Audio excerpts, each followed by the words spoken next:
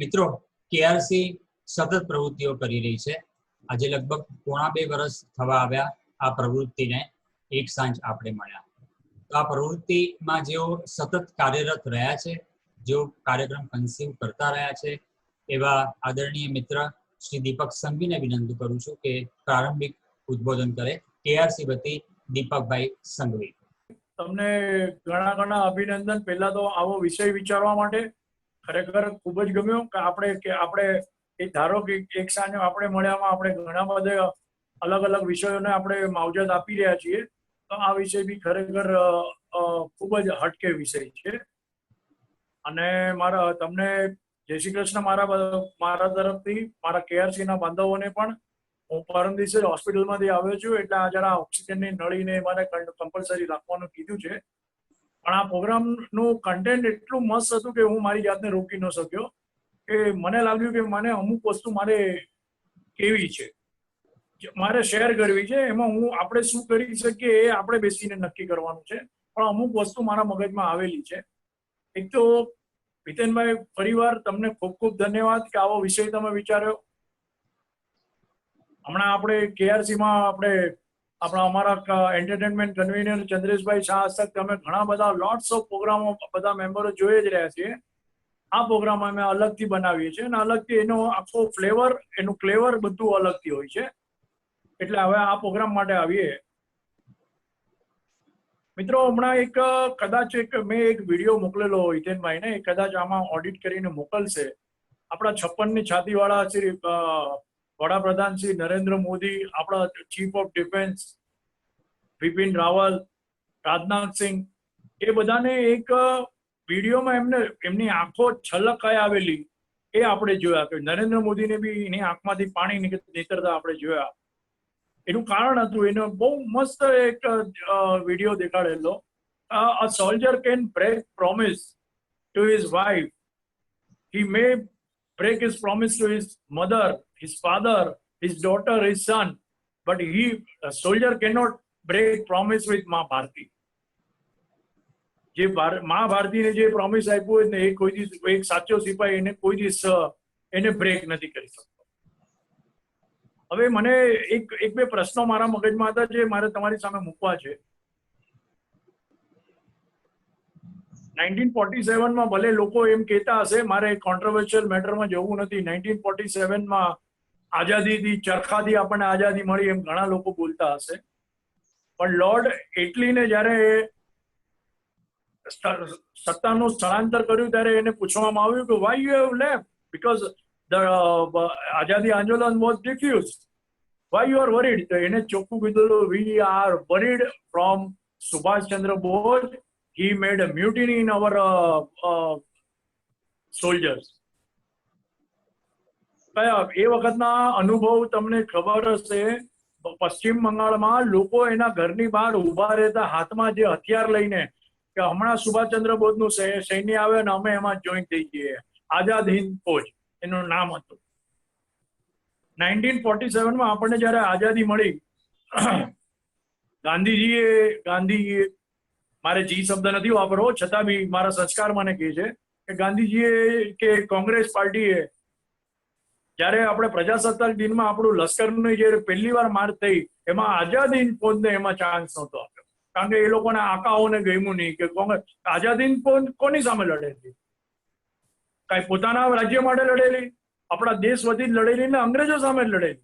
છતાં પણ કોંગ્રેસનું ભ્રષ્ટ રાજકારણને કારણે એ લોકોને આમાં કોઈ જાતનું કોઈ સન્માન કે એ લોકોને આપવા નહોતું. એક સોલ્જર માટે પરેડમાં હાજર રહેવું એ સોલ્જર જ કહી શકે. આટલું થયા પછી હમણાં નરેન્દ્ર મોદીની સરકારે જે 4-5 જણા વધેલા હતા એ લોકોને હમણાં પ્રજાસત્તાક દિનમાં એ લોકોને પરેડ પર એ લોકોને આમંત્રણ આપીને એ લોકો પાસે પરેડ લીધી અને પરેડ કરાવી. અને એ ખરેખર એ લોકોને બી આખો જીવન સાર્થકતાનો અનુભવ થયો. પણ મિત્રો, એક વસ્તુનો વિચાર કરો, 4-5 જણા જ રહ્યા છે, પણ એવા તો ઘણા સૈનિકો હતા જેના કુટુંબો હજી બી છે ને હજી ગુમનામીમાં રહે છે. તો મને એવું લાગે છે કે આપણે બધાએ, મારી પાસે કોઈ ક્લિયર પિક્ચર નથી, કોઈ આઈડિયા બી નથી, પણ આપણે બધાએ એ લોકો માટે કંઈક કરવું જોઈએ. 100% આપણે એના માટે કંઈક આપણે વિચારવું તો જોઈએ જ. બસ મારે આજ તમને કહેવું હતું. હિતેનભાઈ.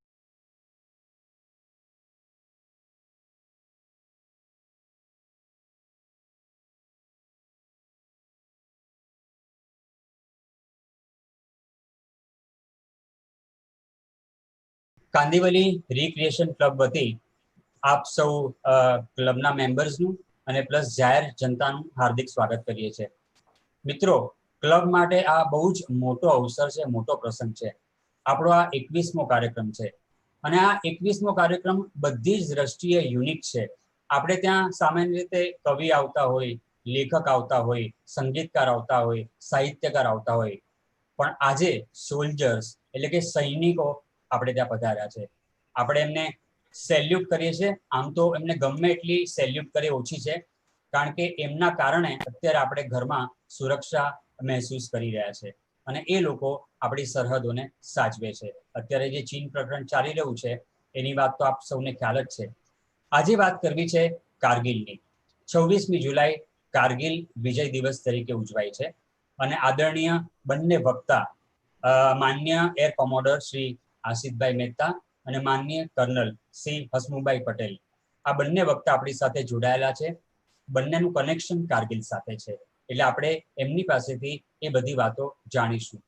એ ઉપરાંત આપણી સાથે જોડાયા છે પત્રકાર હિરેનભાઈ મહેતા.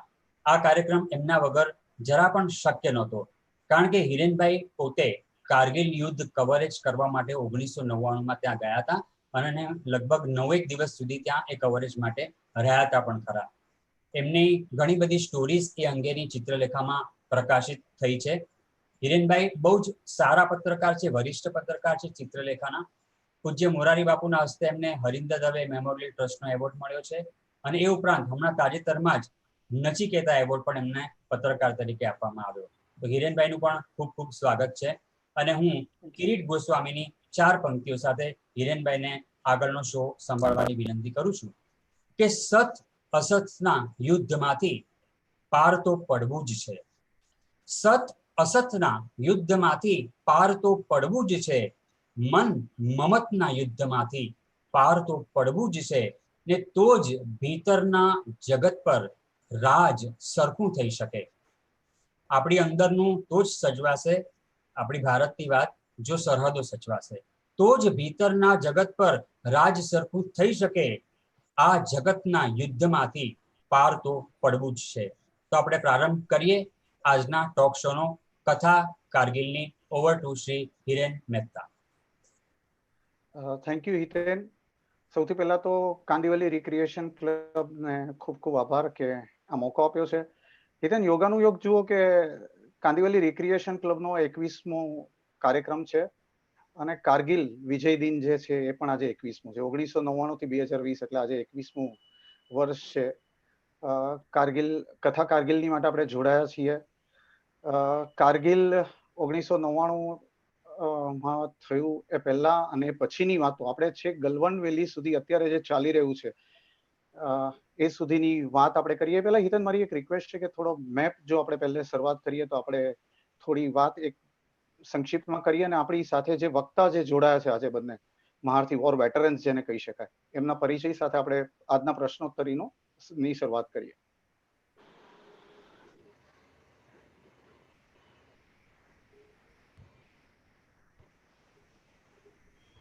આપણે મેપ એ માટે કે કાશ્મીર, જમ્મુ કાશ્મીર હવે અલબત્ત લડાખ સેપરેટ થયું છે. ગયા વર્ષે લડાખને યુનિયન ટેરિટરી એટલે કે કેન્દ્ર શાસિત પ્રદેશનો દરજ્જો મળ્યો છે. પણ અત્યારે આપણે મેપ પર જોઈ શકીએ છીએ કે ઉપર જે લીલા કલરમાં છે પાકિસ્તાન ઓક્યુપાઈડ કાશ્મીર ઓરિજિનલ કાશ્મીરનો ભાગ હતો, પણ 1947 દરમિયાન પાકિસ્તાને કબજો આપણી પાસેથી જમીન લઈ લીધી. વચ્ચે જે લીટી છે એ છે લાઇન ઓફ કંટ્રોલ. તમે જોઈ શકો છો મેપ પર લાઇન ઓફ કંટ્રોલ અને એની બરાબર નીચે કારગિલ જે રેડ આપણે રાઉન્ડર થી હાઇલાઇટ કર્યું છે. કારગિલ શ્રીનગરથી કારગિલ થઈને લેહ જવાય છે. અત્યારે હાઈવે 1 એ જે કહેવાય છે એ શ્રીનગરથી લેહની બરાબર વચ્ચે કારગિલ છે અને આ જ કારગિલથી લાઇન ઓફ કંટ્રોલ નો પણ એરિયા જે 1948 થી પાકિસ્તાનના કબજામાં હતો એનો થોડો એરિયા વટાવીને પાકિસ્તાન ફેબ્રુઆરી 99 થી પાકિસ્તાનની સેના ભારતીય સીમામાં ઘૂસી આવી અને એ રીતે કારગિલ પ્રકરણ આખું ભજવાઈ ગયું. કારગિલ પ્રકરણની વાત કરીએ તો આપણી સાથે અત્યારે 2 જણ છે. એમના પરિચયથી આપણે હવે શરૂ કરીએ. પહેલા છે એર કોમોડોર આશિતભાઈ મહેતા. આશિતભાઈ કારગિલ મોરચે બહુ સક્રિય ભૂમિકા ભજવી છે, પણ એ પહેલા એમની વાત કરીએ કે એરફોર્સમાં જોડાયા આશિતભાઈ. એક તો સૌથી પહેલા તો આપણે બધા નસીબદાર છીએ કે 2 ગુજરાતી વક્તા. આપણે હંમેશા કહેવાય કે લશ્કરમાં ગુજરાતીઓ બહુ હોતા નથી, પણ લશ્કરમાં ઘણા ગુજરાતીઓ છે, અગ્રિમ મોરચે લડી રહ્યા છે, લડી ચૂક્યા છે. એમાંના 2 આજે આપણી સાથે છે. પહેલા છે આશિતભાઈ મહેતા, એર કોમોડોર, જેમણે 1981 એટલે કે 1981માં ભારતીય વાયુસેનામાં જોડાયા. એમની ભાષામાં એને કમિશનિંગ કહેવાય, ડિફેન્સની ભાષામાં. તો આશિતભાઈ 1981માં એરફોર્સમાં કમિશન થયા અને MiG-23 સ્ક્વોડ્રન કારગિલ યુદ્ધ વખતે આશિતભાઈ શ્રીનગર એરબેઝ પર હતા અને MiG-23 ની જે એક સ્ક્વોડ્રન હતી એટલે એક ટુકડી હતી એના વડા હતા. એ ટુકડીને કારગિલ ઓપરેશન્સ દરમિયાન 6 ગેલેન્ટ્રી એવોર્ડ એમની યુનિટને મળેલા અને 30% કારગિલના જે ઓફેન્સિવ ઓપરેશન્સ જેને કહેવાય લશ્કરની ભાષામાં, મિલિટરી લેંગ્વેજમાં, એ 30% ઓપરેશન્સ એમની ટુકડીએ પાર પાડ્યા હતા. એટલે બહુ મહત્વની ભૂમિકા એમની ટુકડીએ ભજવી હતી. એ પછી આશિતભાઈ MiG-27 આપણું જે બીજા લડાકુ વિમાન છે એરફોર્સના, એના અપગ્રેડેશન પ્રોગ્રામમાં હતા અને 2012માં નિવૃત્ત થતા પહેલા, નિવૃત્ત એટલે પ્રીમેચ્યોર રિટાયરમેન્ટ લીધી છે એમણે. એ પહેલા ઇન્ડિજિનસ એવેક્સ એટલે કે આપણી એક રડાર સિસ્ટમના પ્રોજેક્ટ ડિરેક્ટર તરીકે પણ હતા અને અત્યારે એક મલ્ટીનેશનલ કંપની સાથે સંકળાયેલા છે. તો વેલકમ આશિતભાઈ, થેન્ક યુ અમારી સાથે જોડાવા બદલ. અને સાથે બીજા વક્તા આજે આપણી સાથે છે જે કર્નલ હસમુખભાઈ પટેલ. મિલિટરી સ્કૂલમાંથી એમણે એજ્યુકેશન લીધું ને 1984માં એ આર્મીમાં જોડાયા. આર્મીના એક સ્પેશિયલ બ્રાન્ચમાં એમણે લાંબો વખત સેવા આપીને એમાં અલગ અલગ 4 મુદ્દત માટે 9 થી 10 વર્ષ કર્નલ પટેલ કાશ્મીરમાં રહી ચૂક્યા છે. કાશ્મીરનો ભાગ્યે જ કોઈ એવો એરિયા હશે જ્યાં હસમુખભાઈ ન ગયા હોય આ 10 વર્ષ દરમિયાન. એમને એમની કારકિર્દીમાં 3 એવોર્ડ મળ્યા છે અને સાથે સાથે એક બહુ મહત્વનો સેના મેડલ એમને મળ્યો છે. એ કમાન્ડો ટ્રેનિંગ ઇન્સ્ટ્રક્ટર રહી ચૂક્યા છે અને એ કારકિર્દીના ભાગરૂપે એમણે રોયલ ભૂતાન આર્મી અને રોયલ નેપાલ આર્મીને અમુક જવાનોને પણ ટ્રેનિંગ આપી છે. કર્નલ સાહેબ સેટેલાઇટ ઇમેજરીના પણ નિષ્ણાત છે અને એમણે પણ થોડા વખત પહેલા પ્રીમેચ્યોર રિટાયરમેન્ટ લીધી અને અત્યારે ખાનગી ક્ષેત્ર સાથે મોરલેસ આ જ ટાઈપની સેવા આપી રહ્યા છે. તો આપ બંનેનું સ્વાગત છે આશિતભાઈ અને હસમુખભાઈ. અને હવે આપણે પ્રશ્નોત્તરીની શરૂઆત કરીએ કે કારગિલ થયું કઈ રીતે? કારગિલમાં એવું શું થયું કે કારગિલમાં આપણી સેનાએ એક્શન લેવી પડી? તો હસમુખભાઈ આપણે શરૂઆત એનાથી કરીએ. તમારા પ્રશ્ન પહેલો, તમે આર્મીને રિપ્રેઝેન્ટ કરો છો અત્યારે, કે એવું શું થયું કે આપણે કારગિલ મોરચે આ હાલત થઈને આપણે યુદ્ધ એક કરવું પડ્યું? કારણ કે સરહદો આમ શાંત હતી. કારગિલ મોરચે ક્યારેય આપણી પાકિસ્તાન સાથેની લાઇન ઓફ કંટ્રોલ ના પ્રમાણમાં કારગિલ સાથેની લાઇન ઓફ કંટ્રોલ ઘણી બધી શાંત હતી. જે ખૂન ખરાબ આપણે શ્રીનગર કે કાશ્મીર વેલી તરીકે ઓળખાતા પોર્શનમાં જોતા હતા, એ કારગિલ રિલેટિવલી બહુ શાંત હતું. તો 1999માં એવું શું થયું કે આપણે કારગિલના છેક યુદ્ધ સુધી જવું પડ્યું? થેન્ક યુ હિરેનભાઈ. હિરેનભાઈ, તમે નેશનલ હાઈવે 1A ની વાત કરી. આજના દિવસે એને આપણે નેશનલ હાઈવે ફક્ત 1 કહેશું, કેમ કે 2010 પછી છે ને એનું નામ નેશનલ હાઈવે 1 થઈ ગયું છે.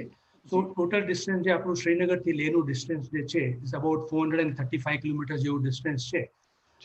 અને વચમાં જે મેઇન શહેરો જે આપણા ઇન્ડિયાના આવે છે એમાં આપણે સોનમર્ગ કહી શકાય. સોનમર્ગ એ વાળો એરિયા છે જ્યાંથી યુઝ્યુઅલી આપણું અમરનાથ યાત્રા માટે જે સેકન્ડ ઓલ્ટરનેટ રૂટ હોય છે ત્યાં થઈને બધા જતા હોય છે, બાલતાલ રૂટ જે આપણે કહીએ. ત્યાંથી પછી દ્રાસ આવીએ તો દ્રાસ લદ્દાખનું મુખ દ્વાર કહેવાય. ત્યાંથી છે ને લદ્દાખ રિજન એકચ્યુઅલી ચાલુ થતું હોય છે. અને આખા વિશ્વની અંદર જ્યાં પબ્લિક કે માણસો રહેતા હોય એ ત્યાં સૌથી ઊંચામાં ઊંચી જગ્યા દ્રાસ ગણાય. એનું ટેમ્પરેચર યુઝ્યુઅલી -15 થી લઈને -20 ડિગ્રી સુધી એનું ટેમ્પરેચર હોય છે. ત્યાંથી આપણે આગળ જઈએ તો કારગિલ આવે, કારગિલથી પછી લેહ. સો આ ટોટલ ડિસ્ટન્સ અબાઉટ 435 કિલોમીટર જેવો ડિસ્ટન્સ છે. અને લદ્દાખ માટે આ લાઈફ લાઇન કહેવાય. ટોટલ ચાહે આર્મી માટે હોય કે સિવિલિયન માટે હોય, જે મેન્ટેનન્સ ચેન જે બધી છે એ આ રોડથી જ થતી હોય છે. આના સિવાય આપણી પાસે જે ઓલ્ટરનેટ ચેનલ જે છે કે ઓલ્ટરનેટ લાઇન ઓફ કમ્યુનિકેશન જે છે એ મનાલી થઈને છે, એમાં ડિસ્ટન્સ થોડું વધારે છે અને ત્યાં પ્રોબ્લેમ એ હોય છે કે ડિફિકલ્ટી જે ટ્રેવલ્સ કરવાની છે એ થોડીક ડિગ્રી ઓફ ડિફિકલ્ટી વધારે છે અને ત્યાં લેન્ડસ્લાઇડના ખતરા થોડા વધારે પડતા હોય. તો યુઝ્યુઅલી આપણે લદ્દાખ રિજનનું મેન્ટેનન્સ આપણે શ્રીનગરથી લેહ વાળો જે રસ્તો છે એના થકી આપણે કરતા હોઈએ છીએ. જે આ રસ્તો થયો, આ રસ્તાનો જે નોર્થ વાળો ભાગ જે છે રેન્જિંગ ફ્રોમ 5 to 10 કિલોમીટર વાળો એરિયા છે આપણે ઓક્યુપાય કરીએ છીએ. સે અરાઉન્ડ કહી શકાય કે 1948 થી પછી છે ને આપણે જનરલી આ જે નોર્થ વાળો ભાગ જે છે એ 5 થી લઈને 10 કિલોમીટર સુધી આપણે ઓક્યુપાય કરીને રાખતા હોઈએ છીએ. ટોટલ જે ડિસ્ટન્સ આપણે દ્રાસથી લઈને લેહની આપણે જ્યારે વાત કરીએ તો અબાઉટ 250 કિલોમીટર વાળો જેટલો એરિયા જે છે, તો આપણી એક બ્રિગેડ સંખ્યા એટલે કે અરાઉન્ડ 3 બટાલિયન હોય, અરાઉન્ડ 2,500 માણસો હોય, આ 250 કિલોમીટરનો એરિયા જનરલી આ મેન કરતા હોય છે. અને આ એરિયામાં આપણી 132 પોસ્ટ, નાની મોટી બધી અલગ અલગ પોસ્ટ આ 200-250-250 કિલોમીટરના એરિયામાં હતી. આપણી અન્ડરસ્ટેન્ડિંગ પ્રમાણે 1972માં જ્યારે આપણે શિમલા એગ્રીમેન્ટ થયા, અન્ડરસ્ટેન્ડિંગ એગ્રીમેન્ટ્સ પ્રમાણે આપણે જનરલી વિન્ટર મંથ્સમાં નવેમ્બર ડિસેમ્બરમાં ડિપેન્ડિંગ અપોન એ ટાઈમે સિચ્યુએશન શું છે, આપણે બધા આપણી પોસ્ટ છોડીને અને આપણે નીચે આપણા બટાલિયન હેડક્વાર્ટર બ્રિગેડ હેડક્વાર્ટરમાં બેસમાં આવી જતા. સેમ વસ્તુ પાકિસ્તાન આર્મી પણ, પાકિસ્તાન ઓક્યુપાઈડ કાશ્મીરમાં પણ એ લોકો પણ એવું જ કરતા હતા. આપણે જ્યારે આનું મેઇન કારણ અગેન કેમ કે ત્યાં ઠંડી બહુ વધારે છે, હાઇટ બહુ વધારે હતી અને ત્યાં મેન્ટેનન્સ કરવાની બહુ જ વધારે પડતી તકલીફ થતી હતી બંને આર્મીને. સો અન્ડરસ્ટેન્ડિંગ પ્રમાણે બધા પોતપોતાની જગ્યાએ એક ટ્રસ્ટ ડેવલપ થયેલો હતો. સો એ પ્રમાણે આપણે આપણા બેસમાં આવી જતા હતા. જે આ સમયે જે આપણે 1990 જ્યારે વાત કરીએ, સો યુઝ્યુઅલી સ્પ્રિંગ સિઝનની અંદર આ વર્ષે આ લોકો વહેલા ત્યાં આવી ગયા અને આપણી જેટલી બધી પોસ્ટ હતી 132 પોસ્ટ, એ બધી પોસ્ટો આવીને એ લોકોએ કબજે કરી હતી. આપણી જેટલી બધી પોસ્ટ હતી, જેટલા બધા બંકરો હતા, એમના મોઢાનું ડાયરેક્શન ચેન્જ હતું. આપણા જેટલા બંકર્સ હતા એ એમને ફેસ કરતા હતા. એ લોકોએ છે ને આપણી બાજુ છે ને મોઢા ફેરવીને અને આપણી બાજુ ફેસ કરીને અને ત્યાં એ લોકોની પોતાની આર્મી નોર્ધન લાઇટ ઇન્ફેન્ટ્રી કહીને એ લોકોની પેરામિલિટરી ફોર્સ છે, એમને ત્યાં એ લોકો ડિપ્લોય કર્યો. સાથે એમને સપોર્ટ કરવા માટે એ લોકોએ સાથે સાથે મુજાહિદીનો કે ટેરરિસ્ટને પણ સાથે રાખ્યા. એમ કરીને એ લોકો 132 પોસ્ટ આ લોકો ઓક્યુપાય કરી. નાઉ આ લોકોનું મેઇન રીઝન શું હતું? એક કે આ જે પ્લાન આ લોકોનો હતો ઘણા અરાઉન્ડ 35 વર્ષ પહેલા, એટલે હું 99ની પહેલાની વાત કરું, 99ની પહેલા 35 વર્ષ જૂના આ લોકોનો પ્લાન હતો કે ભાઈ આપણે જો ઇન્ડિયાને લદ્દાખથી આપણે જો ડિસ્કનેક્ટ કરવું હોય તો આપણે આ રોડને કાબુ કરી લઈએ, તો આપણે એક ડોમિનેટિંગ પોઝિશન ઉપર હોઈએ, ડોમિનેટિંગ પોઝિશનથી આપણે રોડને કાબુ કરીએ, કટ ઓફ કરી દઈએ, તો આખું લદ્દાખ કપાઈ જાય. પણ સમાવ જે બધી વચમાં ગવર્મેન્ટ આવી એમની સાથે જે પણ આપણી એગ્રીમેન્ટ્સ બધી હતી, તો એ લોકોએ કોઈ પણ આવા ટાઈપનું સાહસ એ ટાઈમે ના કર્યું. પણ 99માં જ્યારે છે ને મુશરફ જ્યારે પાવરમાં હતા, તો એમણે છે ને જૂના પ્લાન્સ બધા પોતે બહાર કાઢ્યા અને એમના કોન્ફિડેન્શિયલ, એમના એકદમ કોન્ફિડન્ટ ચાર્જ જનરલ હતા, એમને ધ્યાનમાં રાખીને એ એરિયામાં જેટલી આર્મી હતી એ લોકોને કોન્ફિડન્સમાં લઈને અને એ લોકોએ આ બધી પોસ્ટ આપણી કબજે કરી. શું મેઇન બે લોકોની ટેક્ટિકલ કે સ્ટ્રેટેજિક જે એમ હતી, નંબર 1 કે એ લોકોને they were wanting to cut off Ladakh region from India, rest of India, Ladakh region rest of ઇન્ડિયાથી કટ ઓફ કરવાનું. બીજું કે આપણે એપ્રિલ 84માં આપણે સિયાચિન ગ્લેશિયર આપણે એમની પાસેથી લઈ લીધું. સો જો કાલે ઉઠીને એક બાર્ગેનિંગ બીટ હોય તો એમાં શું થાય કે ભાઈ એ લોકો કારગિલ છોડીને, કારગિલ વાળો એરિયા જે 132 પોસ્ટ વાળો એરિયા છે એ છોડીને એ લોકો પાછા જતા રહે, પણ એની સામે એ લોકોને આપણે છે ને સિયાચિન ગ્લેશિયર વાળો ભાગ એમને પાછો આપી દઈએ. સો આ સાહસ મુશરફે એ ટાઈમે કર્યું અને દેટ ઇઝ હાઉ છે ને આ આખું પ્રકરણ 99માં આપણી પોસ્ટ કવર કરવાનું એ લોકોએ ચાલુ કર્યું. આ મેઇન આ મુદ્દાથી આ લોકો ચાલુ કર્યું. તો હાજી, તો આપણી આર્મીને આખી વાતની ખબર ક્યારે અને કઈ રીતે પડી અને આર્મીનું સૌથી પહેલી એક્શન એની સામે શું હતી? સો હિરેનભાઈ, ટિપિકલી આપણે એકવાર જ્યારે એક ટ્રસ્ટમાં રહેતા હોઈએ, એક વિશ્વાસથી આપણે રહેતા હોઈએ, તો જનરલી આપણે આટલા ઘણા બધા વર્ષોથી આપણે નીચે આવીને બેસમાં રહેતા હતા. સો ક્યારે આવી પ્રોબ્લેમ થઈ નથી. પણ છતાંય જે લોકલ પબ્લિક ત્યાંની હતી એ આપણા જે ફોરવર્ડ એરિયા જે આપણી બધી પોસ્ટ હતી એ એરિયામાં એ લોકો પોતાના ઘેટા બકરા ત્યાંની જે વસ્તી જે છે એ લોકોને આપણે બકરવાલ કહીએ તો બકરવાલ જે બકરીને ઘેટા લઈને આપણે આપણી ભાષામાં એમને ભરવાડ કે રબારી કે એમ કહી શકાય, પણ નોટ એક્ઝેક્ટલી દેટ, પણ એવા ટાઈપની ત્યાં પબ્લિક છે ને પોતાના ઘેટા બકરા ચરાવવા માટે આપણી પોસ્ટની આજુબાજુ એ લોકો એ સિઝનમાં જતા.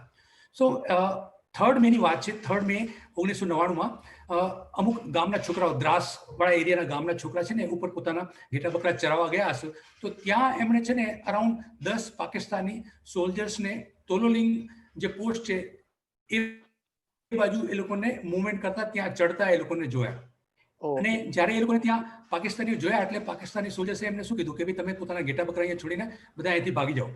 સો ઓબ્વિયસલી આ છોકરા હતા એ લોકો બી ગયા ને એ લોકોને એવું લાગ્યું કે ચલો આર્મી વાળા કહે છે કે ભાગી જાય, પણ એ લોકોને એવા ટાઈપનું એક કોન્ફિડન્સ હતો કે આપણી પોતાની આર્મી ક્યારે આવું કહેતી નથી કે ઇન ધ પાસ્ટ પણ આપણે છે ને યુઝ્યુઅલી અહીંયા ઘેટા બકરા ચરવા જતા હોય છે ને આપણને બહુ ફ્રેન્ડલી રીતે છે ને આર્મી વાળા બિહેવ કરતા, તો વાય આ લોકો આવી રીતે આપણી સાથે બિહેવ કરે છે.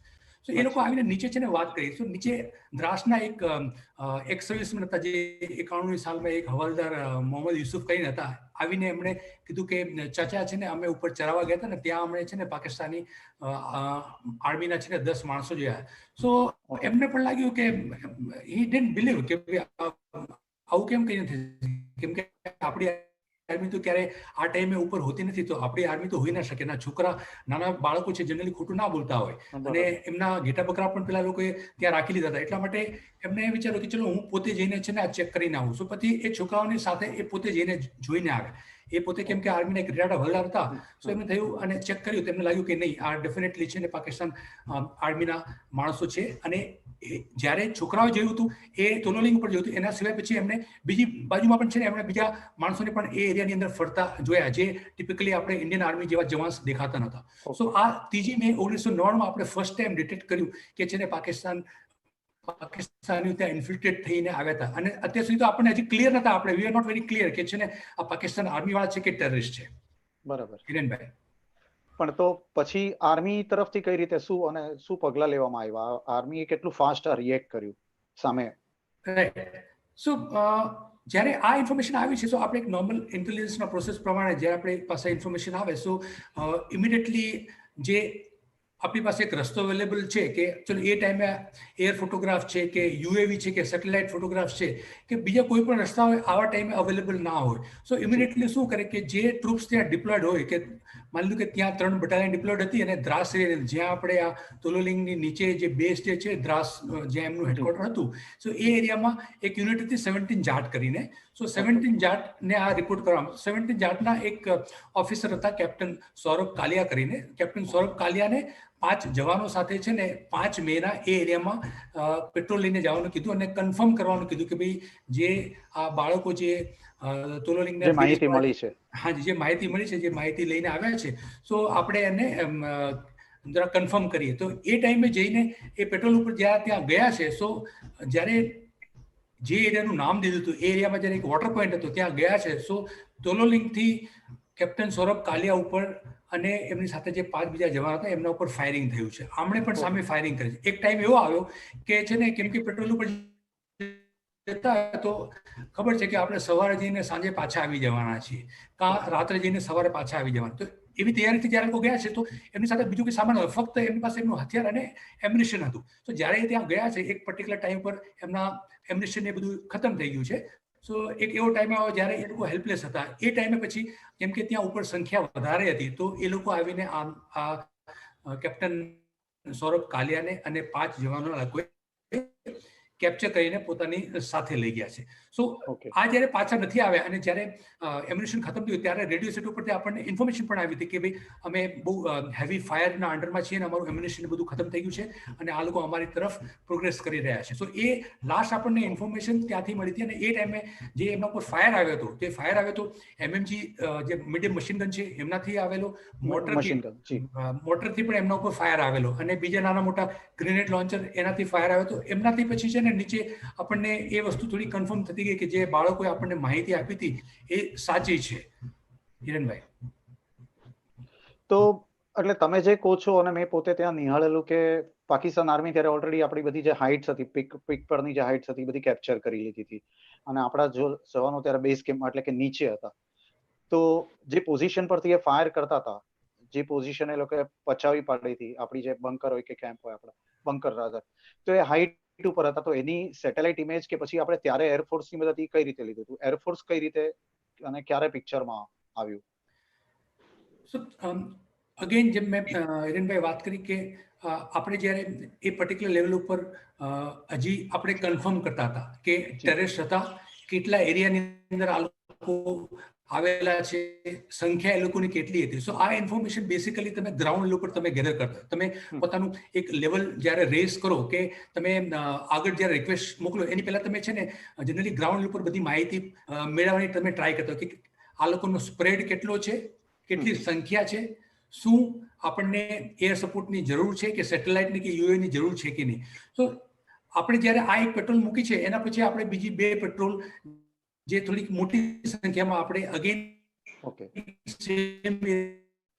અંદર 2 મેજરના અંડરમાં આપણે મોકલે, એ બંનેના ઉપર છે ને એ પ્રમાણે ફાયર આવ્યો. આપણે નોર્થ વાળા જે એરિયા કહીએ, સો કારગિલ અને તોલોલંગની એરિયા વાળો જે વચલો એરિયા છે ત્યાંથી પણ સિમિલર ટાઈપની આપણી પાસે ઇન્ફોર્મેશન આવવાની ચાલુ થઈ. અને આપણે એક ટાઈમે જે લોકલ બાતમીદારો હોય, જે યુઝ્યુઅલી આ બકરવાલ હોય કે જ્યાં એ જગ્યાએ જે મિલિટરી ઇન્ટેલિજન્સ ના જે ઓફિસર્સ બધા આપણા બાતમીદારોને ઓપરેટ કરતા હોય છે, એ પાસેથી જ્યારે ઇન્ફોર્મેશન આવી, સો ઇન્ફોર્મેશન દેટ વોઝ હ્યુજ કે ભાઈ ત્યાં અરાઉન્ડ 450 થી 500 માણસો અને ઓલમોસ્ટ આપણી બધી પોસ્ટ ઉપર છે ને આવીને એ લોકો બધા બેસી ગયા છે. એ લોકો મુવમેન્ટ બધું એ લોકોનું ત્યાં દેખાય છે. સો આ ઇન્ફોર્મેશન જ્યારે આપણી પાસે આવી છે, સો આ ઇન્ફોર્મેશનને ફર્ધર કોરોબોરેટ કરવા માટે આપણે એરફોર્સની આપણે હેલ્પ માંગી હતી એર ફોટોગ્રાફ માટે. સાથે સાથે છે ને આપણે દિલ્હીમાં આપણે સેટેલાઇટ ઇમેજરી માટે પણ આપણી પાસે એવા કેપેબલ એ ટાઈમે સેટેલાઇટ હતા નહીં, એવી સારી ઇમેજ આપણને આપી શકે અને એ પર્ટિક્યુલર ટાઈમે શું સેટેલાઇટ એ પર્ટિક્યુલર પોર્શનને કવર કરે છે કે નહીં. સો આપણે કપલ ઓફ કન્ટ્રીઝને આપણે રિક્વેસ્ટ, આપણે યુએસને રિક્વેસ્ટ કરી હતી, આપણે ઇઝરાયલને રિક્વેસ્ટ કરી હતી. So over a period of about few days, around અઠવાડિયા 10 દિવસની અંદર આપણને ઇઝરાયલે પોતાના સેટેલાઇટ ઇમેજીસથી આપણને એ ઇન્ફોર્મેશન આપી. સાથે સાથે આપણે ઇન્ડિયન એરફોર્સના એરક્રાફ્ટ ત્યાં જઈને એ લોકોએ એર ફોટોગ્રાફી કરીને એમની પછી એ બાતમી આ બધી વેરીફાઈ કરીને કન્ફર્મ કરી કે યસ આપણી બધી જ પોસ્ટ, આપણે કહીએ કે નીચે દ્રાસથી લઈને ઉપર બાટાલી વાળો આપણો જેટલો એરિયા જે છે, 200-250 કિલોમીટરનો એરિયા જે છે એ આખો એ લોકોએ કબજે કરી લીધો છે અને અરાઉન્ડ 450 થી 500 માણસો તો ક્લિયરલી દેખાય છે. સો આવું જ્યારે કન્ફર્મ થયું તો એના પછી આપણે એનો જેમ મેં વાત કરી કે એરફોર્સ અને ઇઝરાયલ પાસેથી સેટેલાઇટ ઇમેજરી ફરતી રેગ્યુલર તરીકે આપણે મેળવવાની ચાલુ કરી. હિરેનભાઈ, તો હવે આપણે એર કોમોડોર આશિતભાઈને ચર્ચામાં સામેલ કરીએ. આશિતભાઈ, હસમુખભાઈ, કર્નલ હસમુખભાઈ હમણાં વાત કરી કે આપણે રેક્કીથી ચાલુ કર્યું શરૂઆત, તો હવે એરફોર્સ કઈ રીતે આખી કારગિલ ઓપરેશન્સની ભૂમિકા પાર પાડી એની વાત કરીએ. તમારું ઓપરેશન સફેદ સાગર જે પાછળથી ઓળખાયું એની પણ થોડી વાત કરીએ કે એરફોર્સે કઈ રીતે કારગિલ વોરમાં સંકળાયું. ફર્સ્ટ ઓફ ઓલ તો ઓપોર્ચ્યુનિટી માટે થેન્ક યુ.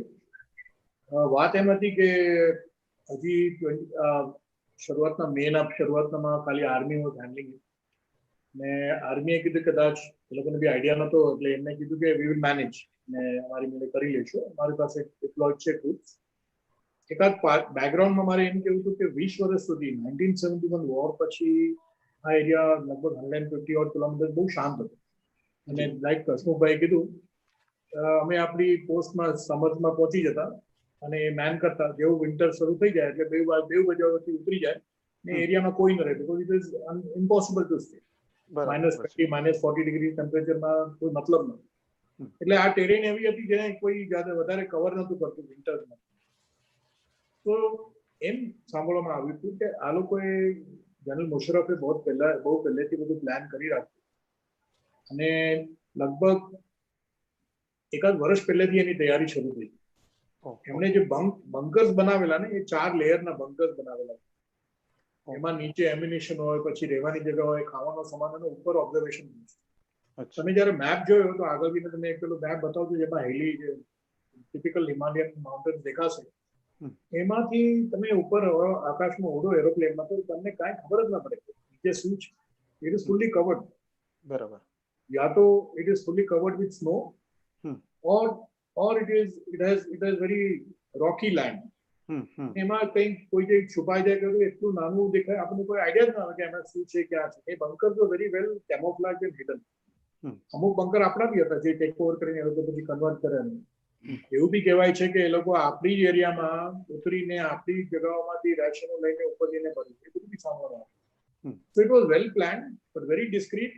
બહુ સિક્રેટલી એમણે બધું કર્યું અને પૂરી સારી રીતે એસ્ટાબ્લિશ કરી. પહેલા અમુક પોસ્ટ જે બાજુમાંથી એમાં તો એ લોકો ટેલિફોનની લાઈન બી ખેંચી લીધી, પેલી ફિલ્ડ ટેલિફોન કહેવાય, વાયર હોય જરા આપણે હેન્ડલથી ફેરવીએ એટલે પેલું એમાં ઇલેક્ટ્રિસિટી કરંટથી થાય.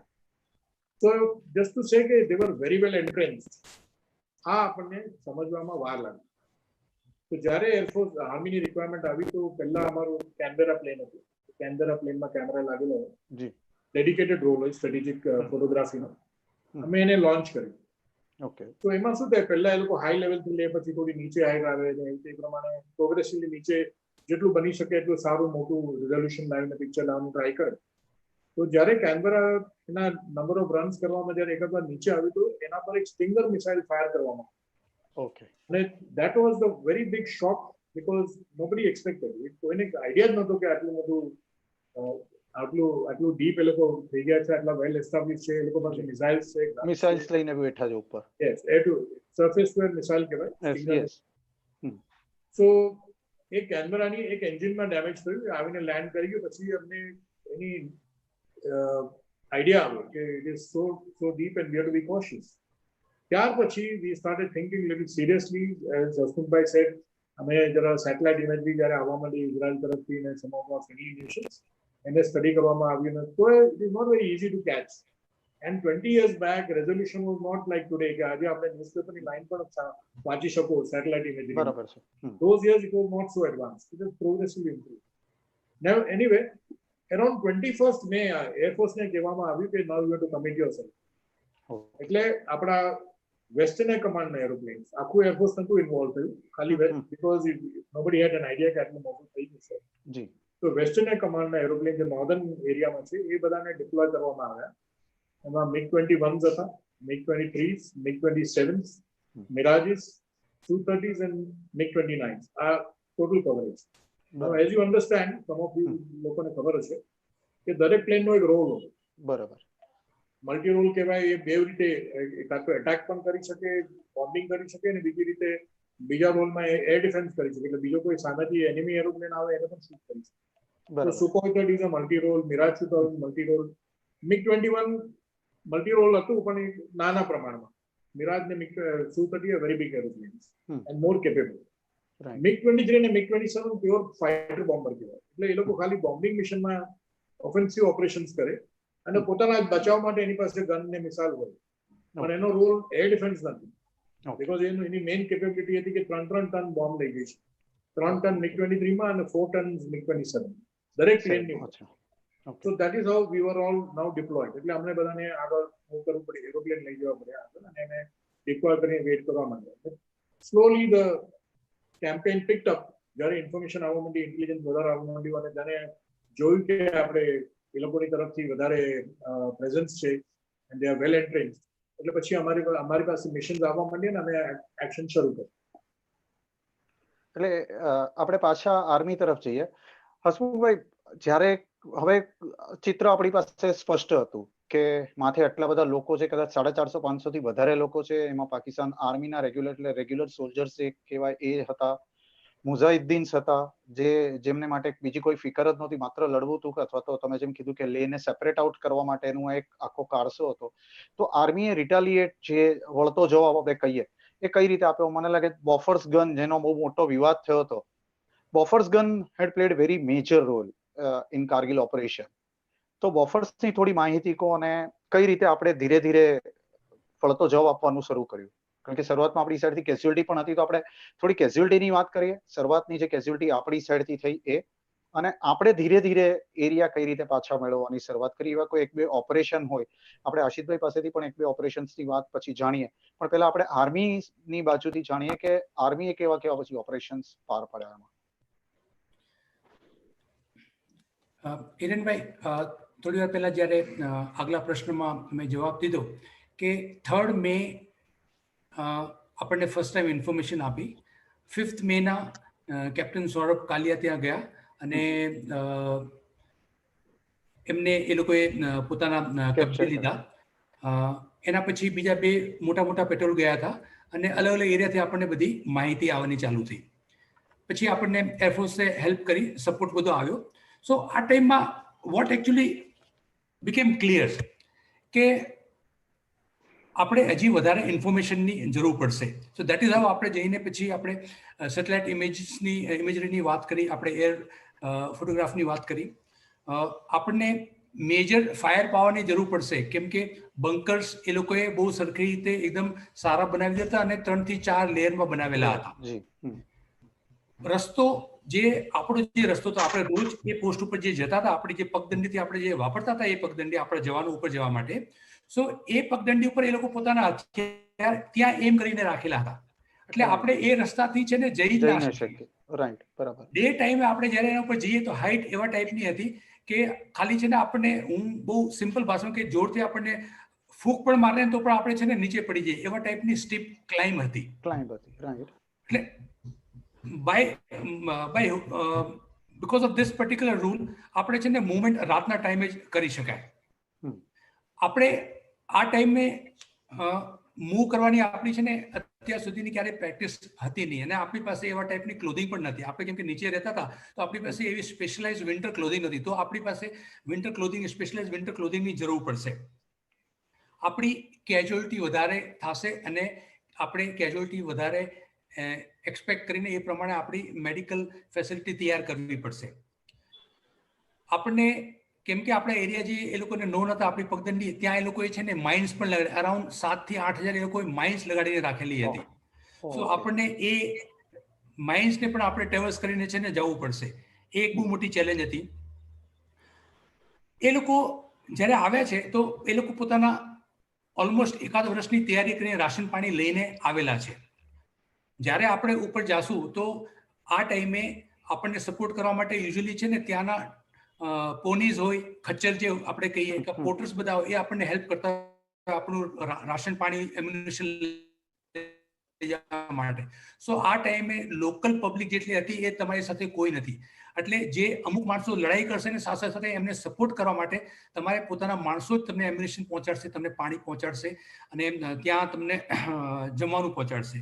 હવે આમાં મેઇન ચેલેન્જ, ચલો તમને જમવાનું ના મળે કહેવા અંદર, પણ એમ્યુનિશન અને પાણીની બહુ જરૂર હોય. સો પાણીમાં એવું હતું કે જ્યારે આ બધી ફાયરિંગ ચાલુ થાય, સો સ્નો એરિયાની અંદર જ્યારે ફાયરિંગ ચાલુ થાય, એન્ટાયર સ્નો છે ને એ કન્ટામિનેટ થાય, ઝેરીલો થઈ જાય. એટલે યુઝ્યુઅલી આપણને જો પાણી ના મળે તમે છે ને બરફ છે ને ખાઈ શકો, પણ તમે આ ટાઈમે બરફ પણ ના ખાઈ શકો. આ એકલું પ્રેક્ટિકલ હું તમને સજેશન કરું છું કે આવી હાલત હોય જગ્યાએ. હવે આવી સ્થિતિ જ્યારે આપણે એપ્રિશિએટ કરી છે, સો એકોર્ડિંગલી પછી આપણે શું કર્યું કે ત્યાંની જે યુનિટ્સ હતી એ લોકોને ત્યાં રહીને આપણે બહારથી યુનિટ બોલાવવામાં આવી. સો એક યુનિટ હતી 18 ગ્રેડિયર્સ કરીને એક યુનિટ હતી.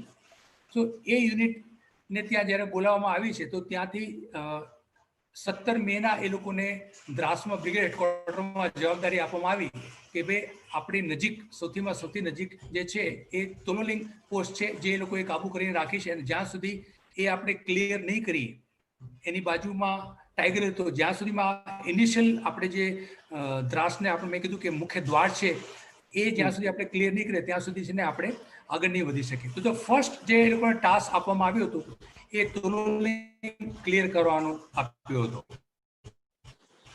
નાઉ આપણને એર પાવરની જરૂર છે, આપણને ગન્સની જરૂર છે. સો અગેન આપણો જે રોડ બનેલો હતો, પણ જે આર્ટરી રોડ જે હતા, જે જગ્યાએ આપણે એકચ્યુઅલી બોફોર્સને લઈ જઈ શકીએ કે બીજી કોઈ આર્ટિલરી 105 mm ગનને લઈ જઈ શકીએ, એ ગન લઈ જવા માટે આપણી પાસે રોડ, રસ્તા ને બધા નહોતા. સો આવી કન્ડિશનમાં દેન વોટ ડુ યુ ડુ? એટલે આ ટાઈમે છે ને સ્ટીલ આપણી પાસે જે ઇન્ફેન્ટ્રીમાં આ જે યુનિટ હતી 18 ગ્રેનેડ જે આવી છે, એ લોકો પોતાના યુનિટના હથિયાર જેમ કે 81 મોટર MM છે એનાથી, 2 mm મોટર છે એનાથી, મીડિયમ મશીન ગન છે એનાથી, રોકેટ લોન્ચર્સથી અને RPGs, આ હથિયારથી એ લોકો ધીમે ધીમે આગળ વધતા ગયા. અને વર્ચ્યુઅલી તમે એમ કહી શકો કે જ્યારે ઉપર ચડતા હતા રાતના ટાઈમે જ ચડે અને એક મોટો પથ્થર હોય એની પાછળ છુપાય, બીજી રાતે જઈને થોડાક 5-10 મીટર આગળ જાય, એની પાછળ છુપાય, એમ કરીને એ લોકો આગળ વધ્યા છે. જ્યાં તોલોલિંગ પોસ્ટને કાબુ કરતા આ લોકોને સૌથી પહેલા કેઝ્યુઅલ્ટી થતી એ લોકોના એક મેજર અધિકારી કરીને હતા. ફર્સ્ટ કેઝ્યુઅલ્ટી જ્યારે એટેકમાં ગયા ત્યારે એ શહીદ થયા હતા. એમને એ ધ્યાનમાં રાખીને પછી જ્યારે આપણે સંખ્યા વધારતા ગયા આપણે લેયર્સમાં જવાનું ચાલુ કર્યું કે એક લેયર જાય, અમુક લેવલ સુધી જાય અને પછી એમને જ્યારે સપોર્ટ મળે ત્યારે બીજી લેયર આગળ જાય. તો પછી એમના જે એક 2SC હતા, એક લેફ્ટનન્ટ કર્નલ વિશ્વનાથન કરીને હતા, એ ગયા છે. હી ઓલ્સો ડાઈડ, એ પણ ત્યાં છે ને શહીદ થયા છે. સો આપણે જ્યારે તોલોલિંગ લીધું ત્યાં સુધીમાં સૌથી આ મોટું ઓપરેશન હતું, જેનાથી છે ને આપણને અરાઉન્ડ આ દિવસોમાં 25 આપણા જવાનો અને ઓફિસરો શહીદ થયા અને તોલોલિંગ લેતા આપણને 25 દિવસ લાગ્યા હતા. તો એમ કહી શકે કે ઓલમોસ્ટ જ્યારે આ ઓપરેશન ચાલુ કર્યું ત્યાંથી લઈને મિડ જુલાઈમાં જઈને આપણને છે ને તોલોલિંગ આપણા હાથમાં આવ્યું છે. તો એ આર્મીનો વન ઓફ સોરી આ જ્યારે તોલોલિંગ જ્યારે આપણા હાથમાં આવ્યું છે, સો એના પછી છે ને ત્યાંથી ફાયરિંગ આવતી બંધ થઈ છે. ત્યાંથી આપણો રસ્તો છે ને ક્લિયર થયો છે કે કન્ડિશન થોડી ઇમ્પ્રૂવ થઈ, તો આપણે ત્યાંથી પછી બોફોર્સને ત્યાંથી લાવવાનું ચાલુ કર્યું છે અને બીજી ફિલ્ડ ગન જે 105mm ગન હતી એ બધી ત્યાંથી લાવવાનું અને એ લોકોને પોઝિશન કરવાનું ચાલુ કર્યું. અને ત્યાં સુધીમાં ફર્ધર આપણી પાસે છે by end of May, first week of June આપણી પાસે છે ને સારો એવો ડાટા આપણી પાસે આવવાનો ચાલુ થયો હતો અને થર્મલ ઇમેજિંગથી ને સેટેલાઇટ ઇમેજથી તો આપણને વી એકચ્યુઅલી ન્યુ કે ક્યાંથી ફાયરિંગ આવે છે ને એને ધ્યાનમાં રાખીને અને જે તોલોલિંગમાં ટાઈગર હિલમાં જે આપણા માણસો ગયા હતા તો એમની સાથે આર્ટિલરીના બધા ઓબ્ઝર્વેશન પોસ્ટ વાળા જે બધા ઓફિસરો હોય એ લોકો ગાઈડ કરતા હતા કે ભાઈ એ લોકો મેપ ઉપર એ લોકેશન દેતા હતા કે ભાઈ અહીંયા ફાયર કરો, મેપની પોઝિશન એ નીચે પાસ કરતા હતા આર્ટિલરી ગનમાં અને એના બેસિસ ઉપર એ લોકો ફાયર કરતા. દેટ ઇઝ હાઉ આપણે આ ફર્સ્ટ જે ક્લિયરન્સ કર્યું, જે માઉથ પીસને કે આપણું જે મુખ્ય દ્વાર હતું કારગિલનું, લદ્દાખનું, એ આપણે અહીંયાથી આવી રીતે ક્લિયર કર્યું હતું. તો હિતેન્દ્ર, આપણી પાસે કર્નલ સાહેબે જે બે ગનની પર્ટિક્યુલર વાત કરી, 105mm ગન અને બોફર્સ ગન, બંનેના ફોટા છે જો આપણે મૂકી શકીએ તો. સો આ છે હિરેનભાઈ, આ 105 ફિલ્ડ ગન કહેવાય છે. તો શરૂમાં તમે જુઓ કે એક ગન ઉપર છે ને વી રિક્વાયર અબાઉટ 4 to 6% આને મેન કરવા માટે. અને એક આ ગનને તમે છે ને પોતાના એક એ ટાઈમમાં 1 ટન નામનું જે આપણું જે એક વ્હીકલ હતું એમની પાછળ આને ટો કરીને લાવવા, કેમ કે આનું વજન જ એટલું હોય, તેને ટો કરીને લાવવું પડે. એના માટે તમારે એક મોટરેબલ રૂટ જોઈએ. આને મેઇન રોડ ઉપર તો નખાય નહીં અને જે દુશ્મનની પોસ્ટ હતી, પાકિસ્તાનીની જે પોસ્ટ હતી, એનાથી આપણે છુપાઈને એને રાખવાની અને એની સાઇટ પણ આપણે ક્લિયર રાખવાની હોય. સો એને ધ્યાનમાં રાખીને આપણે આ લાવી શકીએ. આની પહેલા આપણે લાવી શકીએ એવી પોઝિશનમાં હતા જ નહીં. તો સૌથી પહેલા આપણે આ ફિલ્ડ ગનને વાપરી જે લોકલી ત્યાં અવેલેબલ હતી. ઓકે. અને પછી બોફર્સ આવી? આના પછી છે ને બોફર્સ આવી. સો આ બોફર્સ છે. સો ઇમેજિન કે આની સાઇઝ તમે જોજો કે આ મેપ જે આપણે પેલી ગન જે 105mm ની હતી આ છે 155mm છે, બોફર્સ ગન છે. તો આનું વેઇટ, આની કેપેસિટી, આની રેન્જ તમે જોવા જાઓ તો ઇટ ઇઝ હ્યુજ. અને જેટલી આ હ્યુજ છે, જેટલો એનો એક પાવર છે, ઓબ્વિયસલી એને અહીંયા લાવવા પણ એટલી ડિફિકલ્ટી આપણને થતી હોય છે. સો આના માટે આપણે ફર્ધર રોડને ઇમ્પ્રૂવ કરવાની જરૂર હતી. ઇમેજિન કે એક બાજુમાં આપણે લડવાનું છે, બીજી બાજુ આપણે મેન્ટેનન્સ કરવાનું છે, ત્રીજી બાજુ છે ને આપણે એરિયા પણ ક્લિયર કરવાનો છે, રોડ રસ્તા પણ બનાવવાના છે આ લોકોને ત્યાં મૂવ કરવા માટે. હસમુખભાઈ, તમે જે કીધું બોફર્સ ગનની વાત કરી એની રેન્જની, મને હજી યાદ છે હું કારગિલ ગયો હતો ત્યારે એના એક જે શેલ હોય એનો એક જે ગોળો આપણે કહીએ 40 થી 42 કિલોનું વજન હતું. અને પેલો જે એક જે બોફર્સ ગન તમે જે કીધું 4 થી 6 જણ બોફર્સ મને લાગે છે ઓપરેટ કરતા. બોફર્સ ગન ઓપરેટ કરવા માટે 6 જણ જોઈએ. એનો એક જે ગનર હતો ઇન્સિડેન્ટલી મુંબઈનો હતો. એટલે અમે એની રેન્જની જ્યારે વાત કરતા હતા ત્યારે એમણે મને કીધું, સાહેબ આપ ચર્ચગેટ पे खड़े हो और आपको बोरीवली को टारगेट करना है. तो એણે કીધું કે એના કહેવા પ્રમાણે બોફર્સની રેન્જ એપ્રોક્સિમેટલી 35 થી 40 કિલોમીટર જેટલી હતી. એટલે સારી પેલી મળે અને વિન્ડ વેલોસિટી પ્રમાણે 35 કિલોમીટરની એની સ્પીડ, એટલે એના પરથી આપણને અંદાજ આવે કે ગન કેટલી આપણે માટે મહત્વની પુરવાર થઈ. તો આપણે હવે આર્મીના ઓપરેશનની વાત જોઈ, કર્નલ સાહેબે ટોલોલિંગની વાત કરી. આશિષભાઈ, એરફોર્સના આવા કોઈ મેમોરેબલ ઓપરેશન હોય તો એની આપ વાત કરો. એરફોર્સ માટે એકદમ ક્રુશિયલ, જેનાથી એક આપણે કહીએ કે ટર્નિંગ પોઈન્ટ મળ્યો હોય. એરફોર્સનો તો memorial, the complete Kargil operation is memory of a life time. હું તમને એક ચીજ કહેવા માંગુ છું. એરફોર્સમાં વેન તમે જો એરફોર્સને કમિટ કરો ને એરફોર્સની એક ખૂબી છે, એની અમુક ક્વોલિટી કહેવાય. એક તો એ કહેવાય કે it is very well adopted, it can reach fast speed, it can air force aeroplanes can be deployed. તમારે 400 કિલોમીટર ક્યાંય ડિપ્લોય કરવું હોય તો લગભગ 2-3 કલાકમાં એરોપ્લેન પહોંચીને બધું ડિપ્લોય થઈ જાય. એક એ છે. બીજું છે કે તમે મેન પાવર શિફ્ટ કરી શકો, ડિપ્લોયમેન્ટ કરાવી શકો, માણસોને લઈ જઈ શકો, સ્ટોર લઈ જઈ શકો, વેપન્સ લઈ જઈ શકો. Air force is a very very flexible arm of the defence forces. અને એરફોર્સને એકવાર તમે કમિટ કરો પછી એનું ઓબ્જેક્ટિવ એના અલગ હોય. એ કેવી રીતે ટાર્ગેટને એન્ગેજ કરે, કેવી રીતે ડિસ્ટ્રોય કરે, એ અલગ ટેક્ટિક્સ હોય અને આર્મીની અલગ હોય. એટલે આવા ઓપરેશન્સમાં અમારે રિક્વાયરમેન્ટ હતી કે જોઈન્ટ ઓપરેશન. અમે આર્મીની સાથે, અમે આર્મીના સપોર્ટમાં ગયેલા. અમારે ઇન્ડિપેન્ડન્ટ ઓપરેશન્સ કરવાના, પણ in the end aim was to throw out the infiltrators અને નોર્ધન લાઇટ ઇન્ફેન્ટ્રીના જવાનો જે કેમોફ્લાજ કરીને બેઠેલા, એ લોકોને કાઢવાનું હતું ને આપણી પાછી લેવાની હતી. અમને ડાયરેક્ટ ઇન્સ્ટ્રક્શન હતા કે તમારે લાઇન ઓફ કંટ્રોલથી પેલી બાજુ પર્પઝલી નથી જવાનું, do not cross the international boundary, Lakshman rekha બાંધી આપી હતી. યસ, એનું કારણ બી હતું અને it was a very wise decision. We did not want a full fledge war. Right. તો એરફોર્સની એક સિસ્ટમ હોય. આઈડિયલી તમને કોઈ ટાર્ગેટ આપવામાં આવે તો તમારે ડિસ્ટ્રોય કરી દો તો તમારું ઓબ્જેક્ટિવ બની જાય. પણ દર વખતે તમને ટાર્ગેટ દેખાય જ નહીં. આમાં આ પહેલા મેં જ્યારે તમે જવાબ આપ્યો કે ધ ટેરેન વોઝ અનબિલીવેબલ, અને આખા વર્લ્ડમાં 15,000 ફીટની ઉપરનું ટાર્ગેટ લઈને કોઈ આવી લડાઈ જિંદગીમાં પહેલા લડી નથી. Okay. This is the first time in life for everybody in the world. Nobody had ever operated with targets at 15,000 feet, starting at 15,000 feet. અને એની ઉપર અમુક પીક 18,000 ફીટ સુધી હતા. So it was a totally new area of operations. અને આપણે 20 વર્ષનું leg હતું. 71 operations પછી 99માં શરૂ થયું. There is a amount of complacency that sets in. એટલે આ બધું રિવાઇવ કરતા થોડી વાર લાગી, પણ એરફોર્સ ડિપ્લોય વેરી ફાસ્ટ. અમારે કઈ વાર ન લાગી. The moment we are told we have operation plans, 24 કલાકમાં તમે બધું કરી શકો. અમારી પાસે ઓલરેડી એ બધા પ્લાન હતા, એક્ટિવ પ્લાન્સ. પણ જે ટેક્ટિક્સ હતી એ અમારે રિવાઇઝ કરવી પડી, કારણ કે આવી વોર પહેલા કોઈ અમે જોઈ નથી. નાઉ શરૂઆતમાં અમને જ્યારે અમારી પોતાની કન્વેન્શનલ જે ટેક્ટિક્સ હતી એ સ્ટાર્ટ એપ્લાય કરવા માંડ્યા, અને જે અમને ઇન્ટેલિજન્સ આપવામાં આવવા માંડ્યું છે ફ્રોમ ધ આર્મી, અમને એક જોઈન્ટ ઓપરેશન્સ કમાન્ડર હોય એ અમને કોઓર્ડિનેટ કરીને કે આ લેટિટ્યુડ લોંગિટ્યુડ છે ટાર્ગેટના, તમારે આને એન્ગેજ કરવા. ને તમે ઇમેજિન કરો, આ હિમાલયના પીક્સ છે. એક મોટું પીક પર તમે કોઈ આખું પોતાની પોસ્ટ બનાવી છે, ને જ્યારે તમે પીક પર નાખો તો એનાથી તમારે 200 મીટર આગળ પડે કે પાછળ પડે તો એ વેલીમાં જઈને પડે બોમ્બ. એમાં આપણા ટ્રુપ્સ બી છે.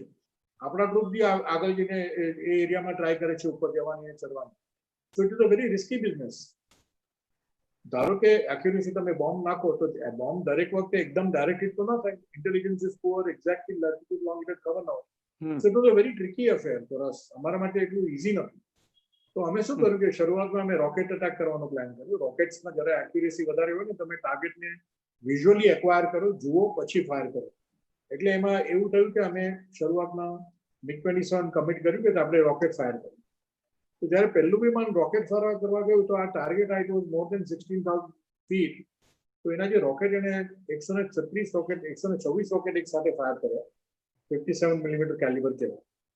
ને એમાં એવું થયું કે because of such a large efflux of the rocket, જે એક્ઝોસ્ટ આવે રોકેટનું, જે એના પ્લુમ એના પાછળથી, એની લીધે it caused a disturbance to the engine અને engine flame out થઈ ગયું. So Nachiketa is basically was flying this aeroplane. અને it is the first time આપણે આવું ઓપરેશન્સ કરતા હતા ને આ હાઇટ પર આપણે રોકેટ આવા ફાયર કરે. નોર્મલી તમે વધારે 1,000 ફીટ 3,000 ફીટ પર કરો, આ 15,000 ને 17,000 ફીટ પર ટાર્ગેટ. તો એને લીધે એરોપ્લેન ફ્લેમ આઉટ થઈ ગયું. ફ્લેમ આઉટ થયું એટલે એનું એન્જિન બંધ પડી ગયું. એ એરિયામાં તમારી પાસે બહુ હાઇટ ન હોય ને એ હેડ ટુ ઇજેક્ટ. એટલે એનું એરોપ્લેન રિસ્ટાર્ટ કરી પહેલા એનું પ્લેન નીચે આવવા માંડ્યું. સો હી હેડ ટુ ઇજેક્ટ. એ ઇજેક્ટ કર્યું તો he fell on other side અને એને કેપ્ચર કરી લેવામાં આવ્યું. પણ જ્યારે એને ઇજેક્ટ કર્યું તો એને ઇન્ફોર્મ કર્યું કે આઈ એમ ઇજેક્ટિંગ. એટલે એને જ્યારે ઇજેક્ટ કર્યું તો બીજો એક MiG-21 રેકી કરી રહ્યો. તો એને કહેવામાં આવ્યું કે તું એને લોકેટ કરે એટલે આપણે એને પિકઅપ કરી લઈએ, હેલિકોપ્ટર મોકલી રેસ્ક્યુ કરવા માટે, રેસ્ક્યુ ઓપરેશન. તો જ્યારે અહુજા એ એરિયામાં ઓપરેટ કરવા માંડ્યો અને પેરાશૂટ જોયું ને જ્યારે નીચે તો એ થોડો નીચે આવી ગયો, એનું પ્લેન નીચે આવી ગયું, હેવી નીચે આવતા. તો ત્યારે આ ટાઈમે એના પ્લેનને એ લોકો સ્ટિંગર મિસાઇલથી શૂટ કર્યું. અહુજાએ બી પછી એને ઇજેક્ટ કર્યું. પણ એની કેસમાં શું થયું, અહુજાની કેસમાં, કે બિચારાને જ્યારે પેરાશૂટમાં આવતા જ એ લોકો એને પેરાશૂટની સાથે જ શૂટ કર્યું. They killed, they shot him down. Whereas Nachiketa was caught, captured live. અને પછી then of course he was taken away and Red Cross થી પછી પાછો આવ્યો. હવે આ એક્સપિરિયન્સ પછી એરફોર્સને ખબર પડી this tactics will not work. કારણ કે it was the first time, આ અમારા ઇનિશિયલ ડેઝમાં જ આ થઈ ગયું. So we changed our tactics. We evolved something new and we started going higher level.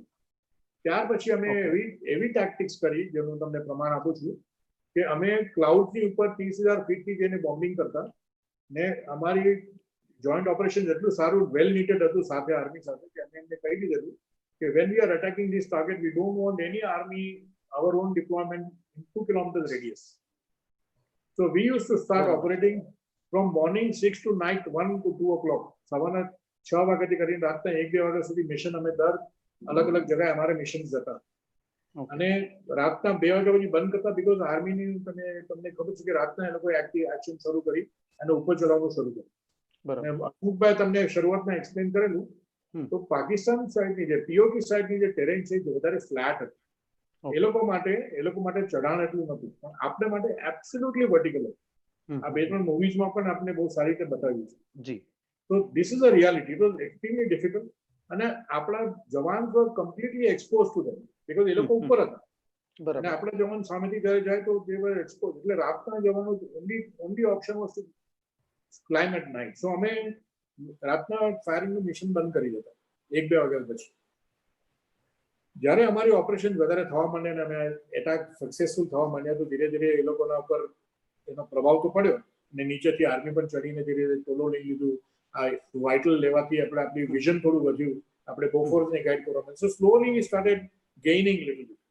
Okay. હવે જ્યારે અમે એરફોર્સની ટેક્ટિક્સ આવી કરીને રેગ્યુલરલી આવી ટાર્ગેટો બધા એ કરવા માંડ્યા, હિટ કરવા માંડ્યા, ઇન્ટેલિજન્સ બી ઇમ્પ્રુવ થઈ ગયું ઘણું. સ્લોલી જૂનના પહેલા અઠવાડિયા પછી ઘણું પિકઅપ થઈ ગયું. પછી શું થયું કે એક અમને ખબર પડી કે એ લોકો પાસે મોટો મુન્થો દાલો કરીને એક મોટો એડમિન કેમ્પ છે, બેઝ. એ બેઝ કેમ્પ એવું હતું કે એ લોકોના જે પાછળથી જે રિઝર્વ જવાનો ને બધા હતા એ લોકોને ત્યાં આવીને રહેતા. એટલે તમારે આ એરિયામાં તમારે એક્લિમેટાઇઝ કરવું પડે. આ એરિયા એટલું બધું હાઈ છે ને કે તમે આજે મુંબઈથી બેસીને પ્લેનમાં જઈને સીધા શ્રીનગર જાઓ ને લેહ પહોંચીને કારગિલ જતા રહો તો તમારાથી શ્વાસ પણ નહીં લેવાય. because તમારું body is not used to surviving at 10,000 feet. Kargil and Leh are 10,000 feet elevation above sea level. Mumbai is at sea level. So 10,000 feet તમારું ઓક્સિજનનું પ્રમાણ બહુ ઓછું. તો આ બધાને પ્રોગ્રેસિવલી એક્લિમેટાઇઝ કરવું પડે. તો એ લોકોનું એક્લિમેટાઇઝ બેઝ અને ટ્રેનિંગનું જે કંઈ પ્રિપરેશન હતું, રેશન ને બધું કરીને ફિટ કરવા માટે એ બધું મુન્થોદાલોમાં હતું. એ થોડું ડીપ હતું. તો એ અમને ઇન્ટેલિજન્સમાં એ પિકઅપ થઈ ગયું ને આઈડિયા અમને કહેવામાં આવ્યું કે આ તમારે એન્ગેજ કરવાનું. સો 16મી જૂને મારા સ્કોડ અમારા 2 ફોર્મેશન્સ ગયા ફોલોડ બાય મિરાજીસ અને અમે એકચ્યુઅલી 15મી જૂને પહેલા એટેક કર્યો પણ એ જે લેટિટ્યુડ લોંગિટ્યુડ ખોટા આપેલા એટલે એક્યુરેટ નતા. So it went to a different target. 16મી જૂને MiG-23-27 નું ફોર્મેશન અને મિરાજ મળીને અમે મુન્થોદાલાને એટેક કરીને ડિસ્ટ્રોય કરી દીધું. That was one of the biggest successes of Kargil war. એને કારણે એ લોકો 200 થી ઉપર વધારે એ લોકોના જવાન ઓફિસર્સ એમાં મરી ગયા. એક જ ઓપરેશન. હા, એક કેમ્પની અંદર. They were not expecting and it was hidden behind. એક પહાડની એક માઉન્ટેનની પાછળ એક સારી રીતે લોકો સંતાડીને રાખેલું but we managed to engage it. એના પછી એ લોકોનો જે સપોર્ટ સિસ્ટમ છે ને બહુ સફર થવા માંડી. ઓનલી ધ ફ્રન્ટમાં ગયા હતા. ને મેં કીધું ને કે અમે હાઈ લેવલ પર જઈને ક્લાઉડની ઉપરથી જે બોમ્બિંગ કરતા તો આગળ જઈને એનો પ્રભાવ ને એનો એવો ઇફેક્ટ થયો કે અમને રેડિયો ટ્રાન્સમિટમાં એક મેસેજ મળ્યો એ લોકોની તરફથી. એ લોકો પોતાના કમાન્ડરોને પાછળ પાકિસ્તાનને ઇન્ફોર્મ કરતા હતા કે બાદલો में से कयामत बरस रही है, हमारी हवाई फौजें कहाँ हैं. Okay. That was the impact. So the Air Force tactics તમને કહેતો તો ઘણીવાર તમારે ડિસ્ટ્રોય ન કરવું પડે, ન કરી શકો પણ you can delay, you can you can deny and you can create panic, you can create fear. તમે ઇમેજિન કરો, તમે વેલીમાં બેઠા છો ને એક બોમ્બ ફૂટે આજુબાજુ, એનો પડઘો જે પડે ને રાઈટ, કિલોમીટર સુધી એટલે તમારામાં એક જાતનો ધાક બેસી ડર આવી જાય. આનો જ એફેક્ટ હતો કે બાદલો મેં સે કયામત બરસ રહી હમારી પહોંચે કહાં. That is how effective the air power became. એના પછીનો જે એકાદ જે ટાઈગર હિલ નો એટેક ને બધું છે, I will come to a little later. તો તમને if you want cover now. Okay, yeah પેલા વચ્ચે આપણે કોમોડોર સાહેબ વચ્ચે આપણે એક વિડિયો જોઈ લઈએ, નાનકડી વિડિયો ક્લિપ છે. તમે જે વાત કરી એરિયલ એટેક ની આપણા, જી હિતન, can we have that?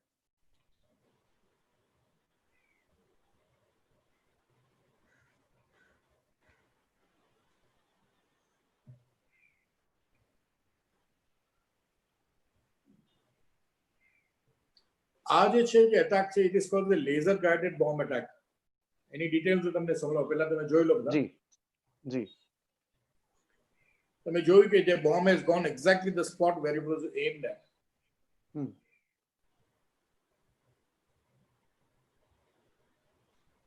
Right, so આની LGB. LGB. So like Hasmukh said earlier, Colonel Hasmukh, that Tololing and Tiger Hill were in the vantage point. Vantage એટલે એક એવી જગ્યા હતી કે જ્યાંથી કોઈ પણ એ પોઝિશન લઈ લે તો એને બધું દેખાય enemy area. So it was very critical for us કે આ બેઓ પીક આપણે કેપ્ચર કરીએ. ટોલોલિંગ માટે ડેલી 25 થી ઉપર લોકો આપણે જાન ગુમાવી ચૂકેલા ઓલરેડી, ને હવે tiger hill was the next target for us.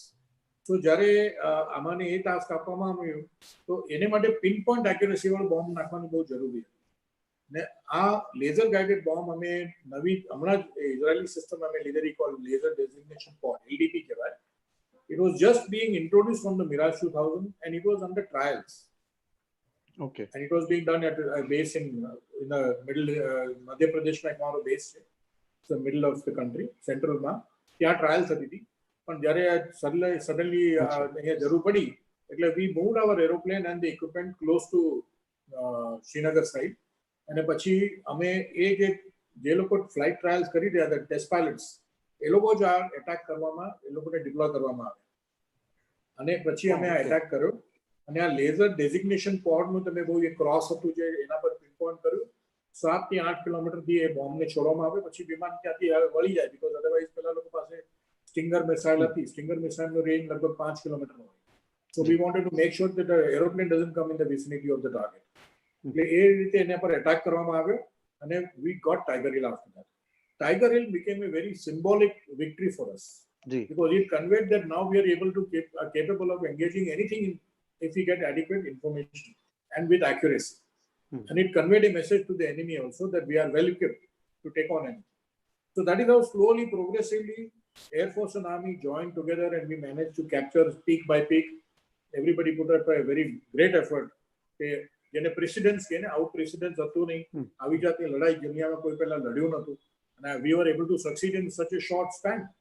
The entire world was surprised to know કે તમે આટલા નાના વખતમાં આટલી સારી રીતે તમે કેવી રીતે કેપ્ચર કરીને પાછું જીતી શકો. That is the effect of course, air power and the ground forces. Ground forces. તો હસમુખભાઈ, તમારી દ્રષ્ટિએ આ વિજયનું શ્રેય કોને મળવું જોઈએ? હિરેનભાઈ, આમ તો શ્રેય આપણે આપીએ તો ઇન્ડિયાની લીડરશિપને આપણે આપીએ કે એ સમયે વાજપેયીજી આપણા ફેબ્રુઆરીમાં ત્યાં શરીફને મળવા ગયા હતા અને આવું થયું છતાં પણ એમણે લક્ષ્મણ રેખા રાખીને છે ને આ લડાઈ કરાવડાવી, સૌથી મોટી વાત હતી, અને જીત્યા આપણે. તો એ લેવલ હતું. આના સિવાય એક આપણી જે આર્મીની, એરફોર્સની, નેવીની જે લીડરશિપ છે આપણે એને શ્રેય આપી શકાય. ત્રીજું, જે કોર્ડિનેશન આપણે જે કે આર્મી ને એરફોર્સનું જે કોર્ડિનેશન જે છે એને આપણે શ્રેય આપી શકાય. તો નવ આ જ આપણે જ્યારે ગણીએ તો સ્ટ્રેટેજિક અને નેશનલ લેવલની આપણે વાત કરીએ, પણ જ્યારે હું ટેક્ટિકલ લેવલની હું વાત કરું તો હું છે ને વધારે પડતો શ્રેય યંગ લીડર્સને આપવા માંગીશ, જે એકચ્યુઅલી દરેક પોસ્ટ ઉપર ગયા છે ને આપણો ફ્લેગ ત્યાં જઈને એ લોકોએ ત્યાં છે ને હોસ્ટ કર્યો છે. સો યંગ લીડર્સ ના હોય તો છે ને આ વસ્તુ પોસિબલ ના થઈ. જે પણ યંગ લીડર્સ એટેક ઉપર ગયા છે બધાને ખબર હતી, એ હોય કે એમની સાથે એમના જવાનો હોય, બધાને ખબર હતી કે આપણે ઉપર જાશું, આપણે બધા પાછા નથી આવવાના. એક જવાન, એક ઓફિસરને આ વસ્તુની ખબર હતી કે છે ને આપણે બધા કોઈ પાછા નથી આવવાના. So keeping that thing in mind, એવા ડેર ડેવિલ વિચારોને એફર્ટ્સની સાથે એ લોકો બધા ઉપર ગયા હતા. તો વધારે પડતો શ્રેય હું આ લોકોને આપીશ. અને એ મોસ્ટલી બધા એવા ટાઈપના હતા જે ન્યૂલી કમિશન ઓફિસર્સ હતા, હજી રિસેન્ટલી પાસ આઉટ થઈને આવેલા હતા. અને વોટ ડીડ દે ફોલો? એ લોકોએ જે એનડીએમાં they something called cradle of leadership, service before self. તો પછી જે IMA નો મોટો છે, ચેટવુડ મોટો જે કહેવામાં આવે છે કે ભાઈ the honour welfare of the country comes first always and every time. The men you command, એમનું વેલફેર નેક્સ્ટ આવે અને તમારું પોતાનું વેલફેર, તમારી વેલબિંગ સૌથી લાસ્ટમાં આવે. તો આ મોટોને ધ્યાનમાં રાખીને આ લોકો લડાઈ પોતે લડ્યા, પોતે સાથે ગયા છે. ઇમેજિન કે આપણે ટોટલ કેઝ્યુઅલ્ટીની વાત કરીએ, સો આપણે વી હેડ અબાઉટ 527 ઓડ કેઝ્યુઅલ્ટીઝ કારગિલ ઓપરેશન્સની અંદર. સો એમાંથી 92 કેઝ્યુઅલ્ટીઝ ફક્ત ઓફિસરની હતી. જ્યારે આજના દિવસે આપણે રેશિયો જોવા જઈએ કે કેટલા ઓફિસરની સામે કેટલા જવાનો છે, so ratio is almost 1:30. So logically આપણે એમ વિચારીએ કે 30 જવાન શહીદ થાય તો એની સામે એક ઓફિસર થવો જોઈએ. પણ આના હિસાબમાં તમે જો કે વી હેડ 92 ઓફિસર્સ કેઝ્યુઅલ્ટીઝ, 4 સામે 4 કે 5. હાજી. સો આવા ટાઈપનો છે ને રેશિયો હતો. અને દેટ પ્રૂવ્સ કે છે ને leadership, the young leadership actually played a very important role in winning the Kargil operations. એટલે લીડિંગ ફ્રોમ ધ ફ્રન્ટ આપણે કહી શકાય. યસ.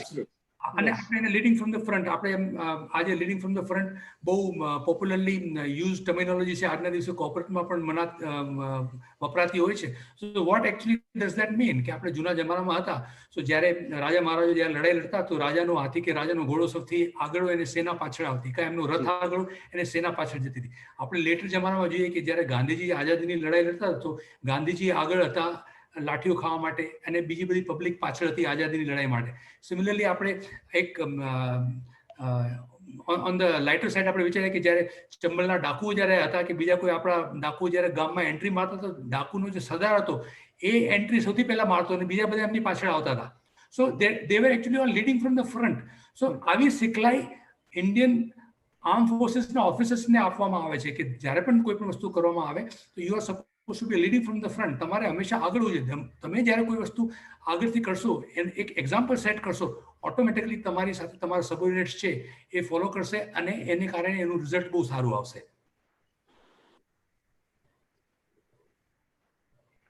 આપણે વિક્રમ બત્રાથી લઈને અનુજ નાયર સુધીના ઘણા બધા નામો એ વખતે જાણીતા બન્યા હતા અને they all led from the front. તો મારે બીજો એક સવાલ એ પૂછવો છે કે બંને ડિફેન્સ ફોર્સિસ એટલે આપણા અને પાકિસ્તાન, આપણે નચિકેતા એરફોર્સના જે પાયલટ હતા એમને તો એ લોકોએ છોડ્યા, પણ સૌરવ કાલિયાથી લઈને ઘણા બધા શરૂઆતમાં આપણી જે રોડ ઓપનિંગ પાર્ટી હતી આર્મીની, એમની સાથે જે દુર્વ્યવહાર કરવામાં આવેલો, એમને મારી નાખીને પણ એમની ડેડ બોડી સાથે જે દુર્વ્યવહાર કરેલો, અને સામે પક્ષે આપણા સોલ્જર્સ જે હતા, આટલી ખરાબ કન્ડિશનમાં આપણા સોલ્જર્સ પાછા આવેલા, અમે કારગિલમાં હતા ત્યારે મને ખ્યાલ છે, અને છતાં એ લોકોના જે પાકિસ્તાનના જે સોલ્જર્સ માર્યા ગયા, એમને એટલા સન્માનપૂર્વક આપણે એમની જે કોઈ રીત હોય એ રીતે આપણે અંતિમ સંસ્કાર કર્યા હતા. બંને ફોર્સે, હું તમારા બંને પાસેથી મારે જાણવું છે કે આપણા ફોર્સમાં એવું શું છે કે જે આપણું જે કમિટમેન્ટ છે એક ડિફેન્સ પર, કે દુશ્મન કોઈ પણ હોય, મર્યા પછી દુશ્મન નથી રહેતો, તો આ જે સંસ્કારની વાત છે આપણા ડિફેન્સ ફોર્સિસમાં ક્યાંથી આવે છે? સૌથી પહેલા તો આપણે એમ કહીએ કે આપણા શાસ્ત્રોમાં આ વસ્તુ લખેલી છે કે એકવાર જ્યારે શરીરમાંથી આત્મા કે જીવ જ્યારે જતો રહે છે એના પછી એ ફક્ત બોડી જ રહી જાય છે.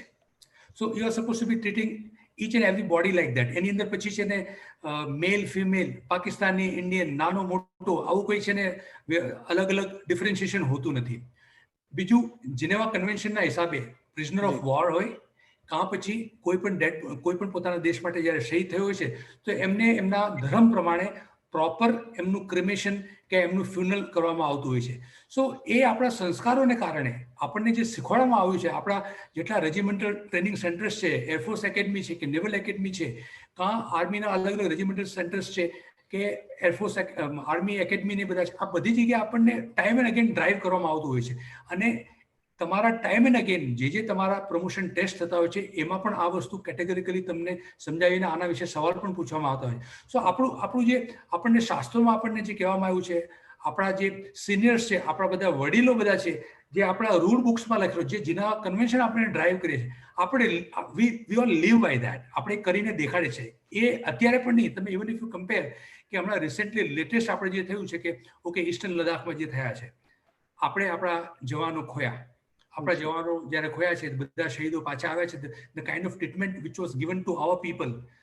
ચાઇનાની અંદર એ લોકોના કેટલા માણસો શહીદ થયા, ક્યાં ગયા, શું ગયા, એ લોકોનો કોઈનો અતોપતો નથી. એને કારણે ચાઇનીઝ પબ્લિકની અંદર એટલો એ લોકોની આર્મી પ્રત્યે, એ લોકોના એડમિનિસ્ટ્રેશન, એ લોકોના કોમ્યુનિસ્ટ પાર્ટી પ્રત્યે એટલો હોબાળો થયો છે કે ભાઈ વી ડુ નોટ નો કે અમારા ઘરવાળા બધા ક્યાં ગયા છે, શહીદ થયા કે નહીં થયા, એ લોકોને હાઉ વેર ક્રિમેટેડ કે શું થયું એમ લોકોને. સો આપણે એ આપણા માટે પણ કરી જાણીએ છીએ, આપણે આપણા દુશ્મનો માટે પણ કરી જાણીએ છીએ. આને જ્યારે આપણે કમ્પેર કરીએ કે જ્યારે કારગિલ યુદ્ધ સમયે નચિકેતાની આપણે વાત કરીએ કે પછી અહુજાની આપણે વાત કરીએ કે આર્મીમાં સૌરભ કાલિયાની વાત કરીએ, આ લોકોએ એકચ્યુઅલી એમને બધાને ટોર્ચર કર્યા છે. ટોર્ચર કરીને અને પછી આપણને ડેડ બોડીઝ પાછી આપી છે. અને આપણને ખબર પડી જાય કે these were not normal death, કે તમે બંને જણા હેન્ડ ટુ હેન્ડ ફાઇટમાં આવ્યા છે અને દેટ ઇઝ હાઉ પીપલ શહીદ થયા, એવું નહોતું. ખબર પડી જાય. આપણે નોર્મલ આપણે કોઈ પણ વસ્તુ આપણે પોસ્ટમોર્ટમ કરતા આપણને ખબર પડી જાય કે ડેથનું કારણ શું છે. સિમિલરલી અહીંયા આપણને ખબર પડી જાય કે કેવી રીતે થતું હોય છે. ફક્ત અહીંયા પણ નહીં, આપણે લાઇન ઓફ કંટ્રોલ, આપણે જે રજૌરી, નૌશેરા, ઉડી સેક્ટરમાં પણ આપણે જોવા જઈએ તો ટાઈમ એન્ડ અગેન જે એ લોકોની નાના નાના સાઇઝના જે બધા બેટ ગ્રુપ જે આવતા હોય છે, સો નાની નાની સાઇઝના સ્પેશિયલ ફોર્સીસની એ લોકોની ટીમ આવતી હોય છે, એ લોકો પણ એવું જ કરતા હોય છે. આવીને એ લોકો જેવી રીતે ટ્રીટ કરતા હોય. સો એ લોકો હંમેશા જ્યારે પકડે છે તો એ લોકો આ વસ્તુનું બિલકુલ ધ્યાન નથી રાખતા કે ભાઈ આ પ્રિઝનર ઓફ વોર છે કે આ દુશ્મન દેશનો શહીદ થયેલો માણસ છે, કે એમની સાથે એ લોકો ટ્રીટ કર્યું કે એ લોકોને એ પ્રમાણે રાઈટ, કમસે કમ આ રાઈટ તો બને જ છે. કોઈ પણ એનો અધિકાર છે કે કોઈ પણ માણસ જ્યારે એ શહીદ થાય તો એને એવા ટાઈપનું લાસ્ટ ટ્રીટમેન્ટ આપવામાં આવે. તો એ લોકો જનરલી નથી કરતા. અને આપણે આપણી શીખલાઈને કારણે, આપણા શાસ્ત્રોને કારણે, જેનેવા કન્વેન્શનને અને આપણું કલ્ચર છે એને કારણે આપણે એવું કરી જાણીએ છીએ.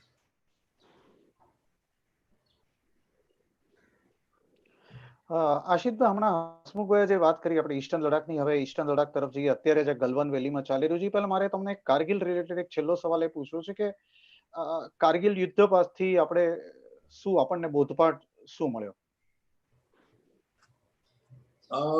એક હજી મારે તમને એક વાત, આ જે કારગિલ વોરની એક યુનિક એ વાત હતી કે this is the first media war. જી, તમે જેવી રીતે શ્રીનગરમાં આવેલા અને તમે જેવી રીતે જોયું, બરખાદત was there and many other journalist was there.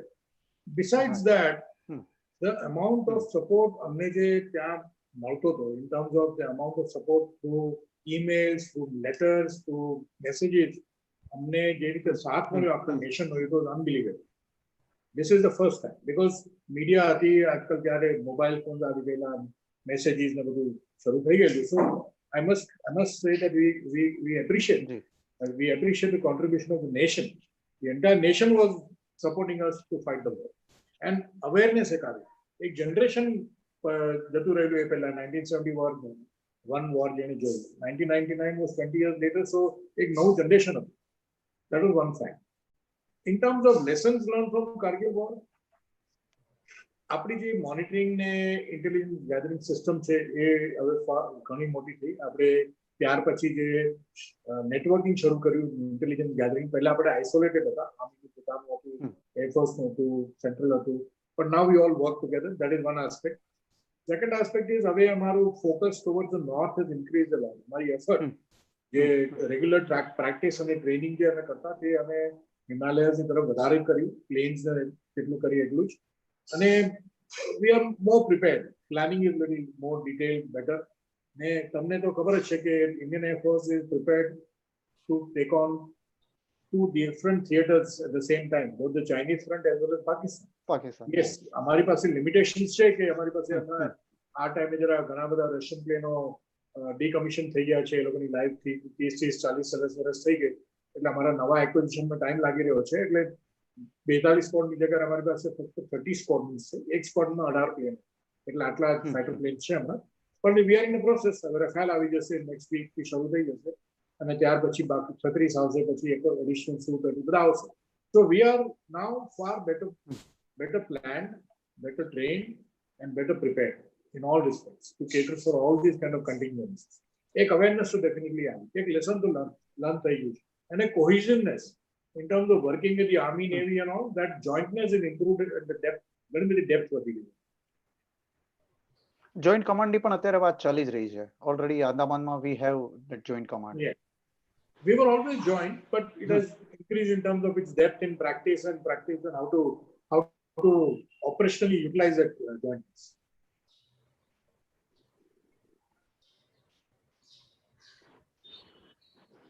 અને હસમુખભાઈ, આપણે પણ આ સવાલ હું આર્મી માટે પણ તમને પૂછું છું કે એક તો આપણને જે what were the lessons learned from the Kargil operation અને ચેન્જીસ પછી જે આવ્યા, જે આશિતભાઈ વાત કરી એરફોર્સની, તો તમે થોડી આર્મી માટે પણ એવી વાત કરો, શું ચેન્જીસ શું આવ્યા છે?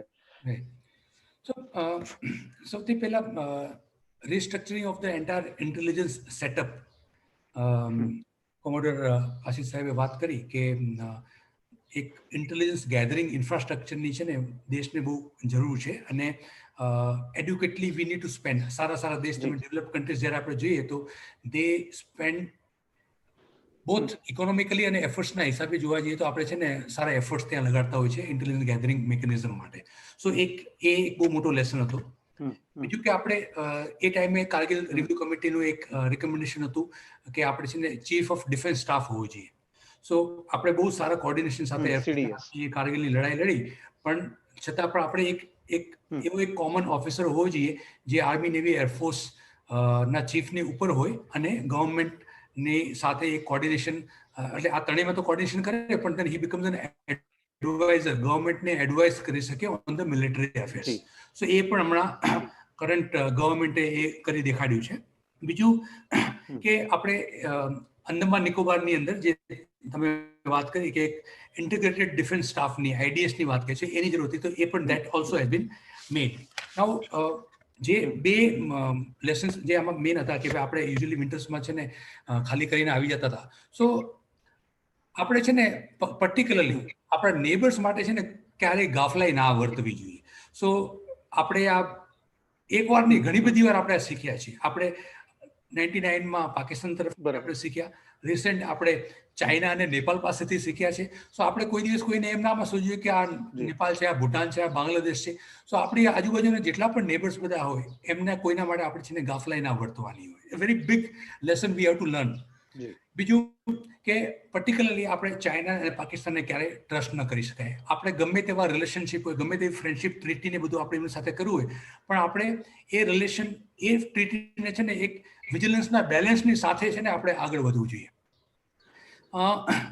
આપણે હંમેશા એ વિચારવું જોઈએ કે આપણા જે નેબર્સ છે ને એ આપણી સિક્યુરિટીને ગમે ત્યારે પણ છે ને ડેમેજ કરી શકે. એટલે again we need to maintain that kind of vigilance, અને એટલા આપણે પોતાને છે ને સક્ષમ બનાવીને આપણને રાખવાની જરૂર છે. આપણા જે હથિયારોની, આપણા ઇક્વિપમેન્ટની જે ડેફિશિયન્સી હતી, જે રિપેર્સની, મેન્ટેનન્સની જે જરૂર હતી, એના માટે આપણે જે સ્પેસની જે બધી જરૂર હતી એ આપણે એડ્યુકેટ, આપણે રિઝર્વ રાખવા બહુ જરૂર હતી, અને બહુ આગળ ફ્રન્ટની તરફ. આજના દિવસે જ્યારે એ સમયે આપણા રિઝર્વ્સ જે બધા હતા એ ઘણા બધા પાછળ હતા. સો એ રિઝર્વ્સને આગળની તરફ લઈ આવવાની જરૂર છે, અને આપણા વેપન્સને બધાને છે ને અપડેટેડ, મેન્ટેન્ડ, રિપેર કરેલા રાખવાની બહુ જરૂર.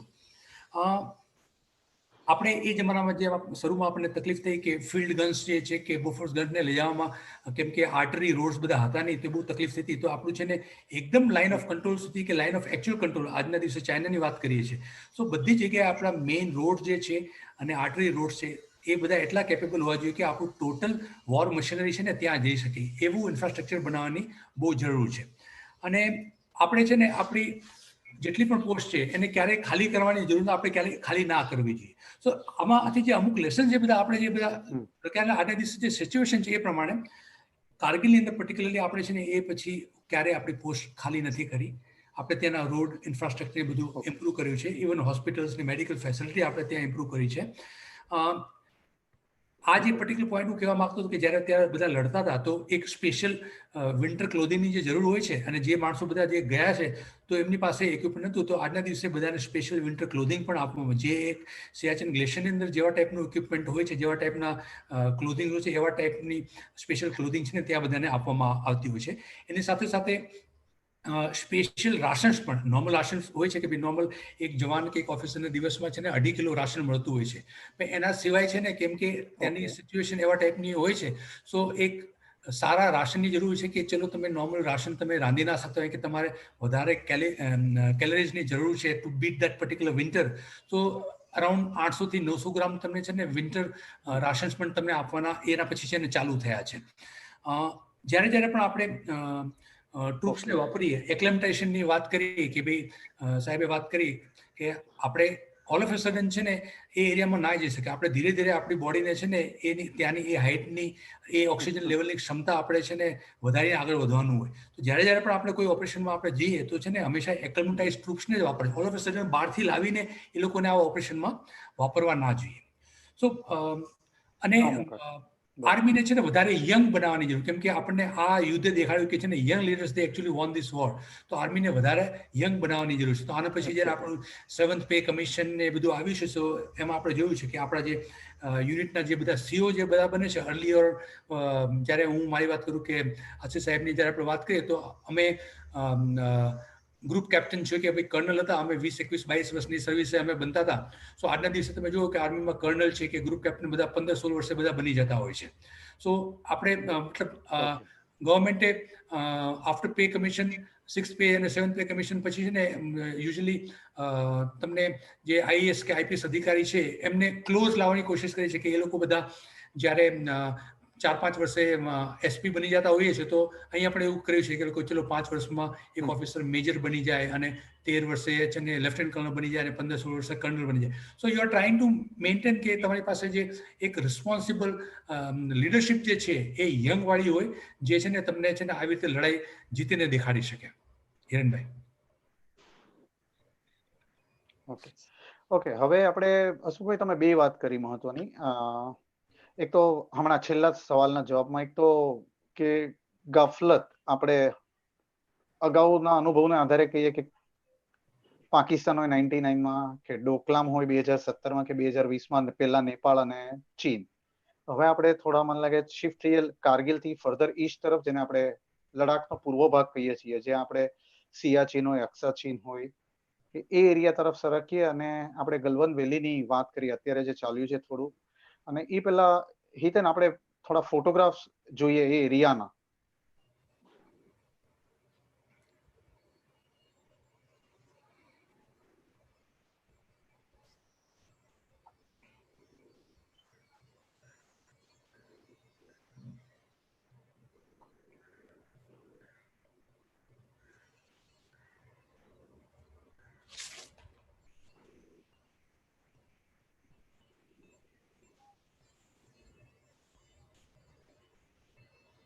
કદાચ દેખાઈ નથી રહ્યું. આઈ એમ ટ્રાઇંગ જસ્ટ.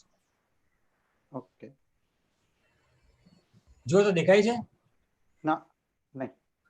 હા, ઓકે, તો કંઈક ટેકનિકલ પ્રોબ્લેમ છે. અત્યારે મને દેખાય સ્ક્રીન પર, પણ તમને નથી દેખાતું. દેખાય છે મને. દેખાય છે? દેખાય છે, મને બી દેખાય છે. અચ્છા, તો મને ઓકે, અહીંયા now it is, here it is. હા હિરેનભાઈ. હાજી, હા, એટલે આશિતભાઈ, આ એક એરિયલ ફોટોગ્રાફ છે. તમે તમારા ફાઇટર પ્લેનમાંથી ઘણી બધી વાર આવા દ્રશ્યો જોયા હશે જે સામાન્ય માણસોને જોવા નથી મળતા. આ ઈસ્ટર્ન લદ્દાખનો એક ફોટોગ્રાફ છે. થોડી વાત કરશો ઉપરથી આખો જે એરિયા છે એ કેવો તમને ફાઇટર પાયલટની કેબિનમાંથી આ તમને કેવું દેખાય? એટલે આ તમારી કોકપીટમાંથી ફૂલ સ્પીડે તમે જતા હો ને આવું દ્રશ્ય જોવા મળે, એ થ્રિલની થોડી વાત કરીએ અને પછી આપણે ગ્રાઉન્ડ રિયાલિટી પર આવીએ કે અત્યારે સિનારીઓ શું છે. Right, good question. As a fighter pilot, actually, the life is very risky. ને ખાસ કરીને સિંગલ એન્જિન એરોપ્લેન તમે આ પહાડી હિમાલયના એરિયામાં તમે ફ્લાય કરતા હો ને, then your survivability chance, if you happen to have an emergency, કાલે કે તમારું એન્જિન ફ્લેમ આઉટ થઈ ગયું, તમારે ઇજેક્ટ કરવું પડે, then your chances of surviving are very bleak. એટલે માટે કે એવું નથી, હું તો પીચ ટાઈમની પણ વાત કરું, બીકોઝ એક તો peaks R at 17 to 18,000 feet, some of them 20,000 feet, એટલા હાઈ. તમે ઇજેક્ટ કરો તો એક્સ્ટ્રીમલી કોલ્ડ હોય, -20, -30 ડિગ્રી ટેમ્પરેચર, અને ઇજેક્ટ કર્યા પછી તમારું પેરાશૂટ ખુલે ત્યારે જે એનો જે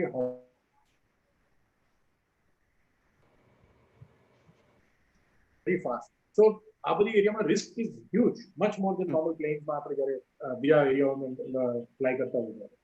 પણ એક વાત, સવારના પોરમાં સનરાઈઝથી તમે ટેક ઓફ કરો અને જ્યારે ક્લાઇમ્બ કરો અને માઉન્ટેનથી તમે બ્યુટી જુઓ, with the rising sun and reflection of the sun rays from the mountain peaks and snow, it is ultimate in the world.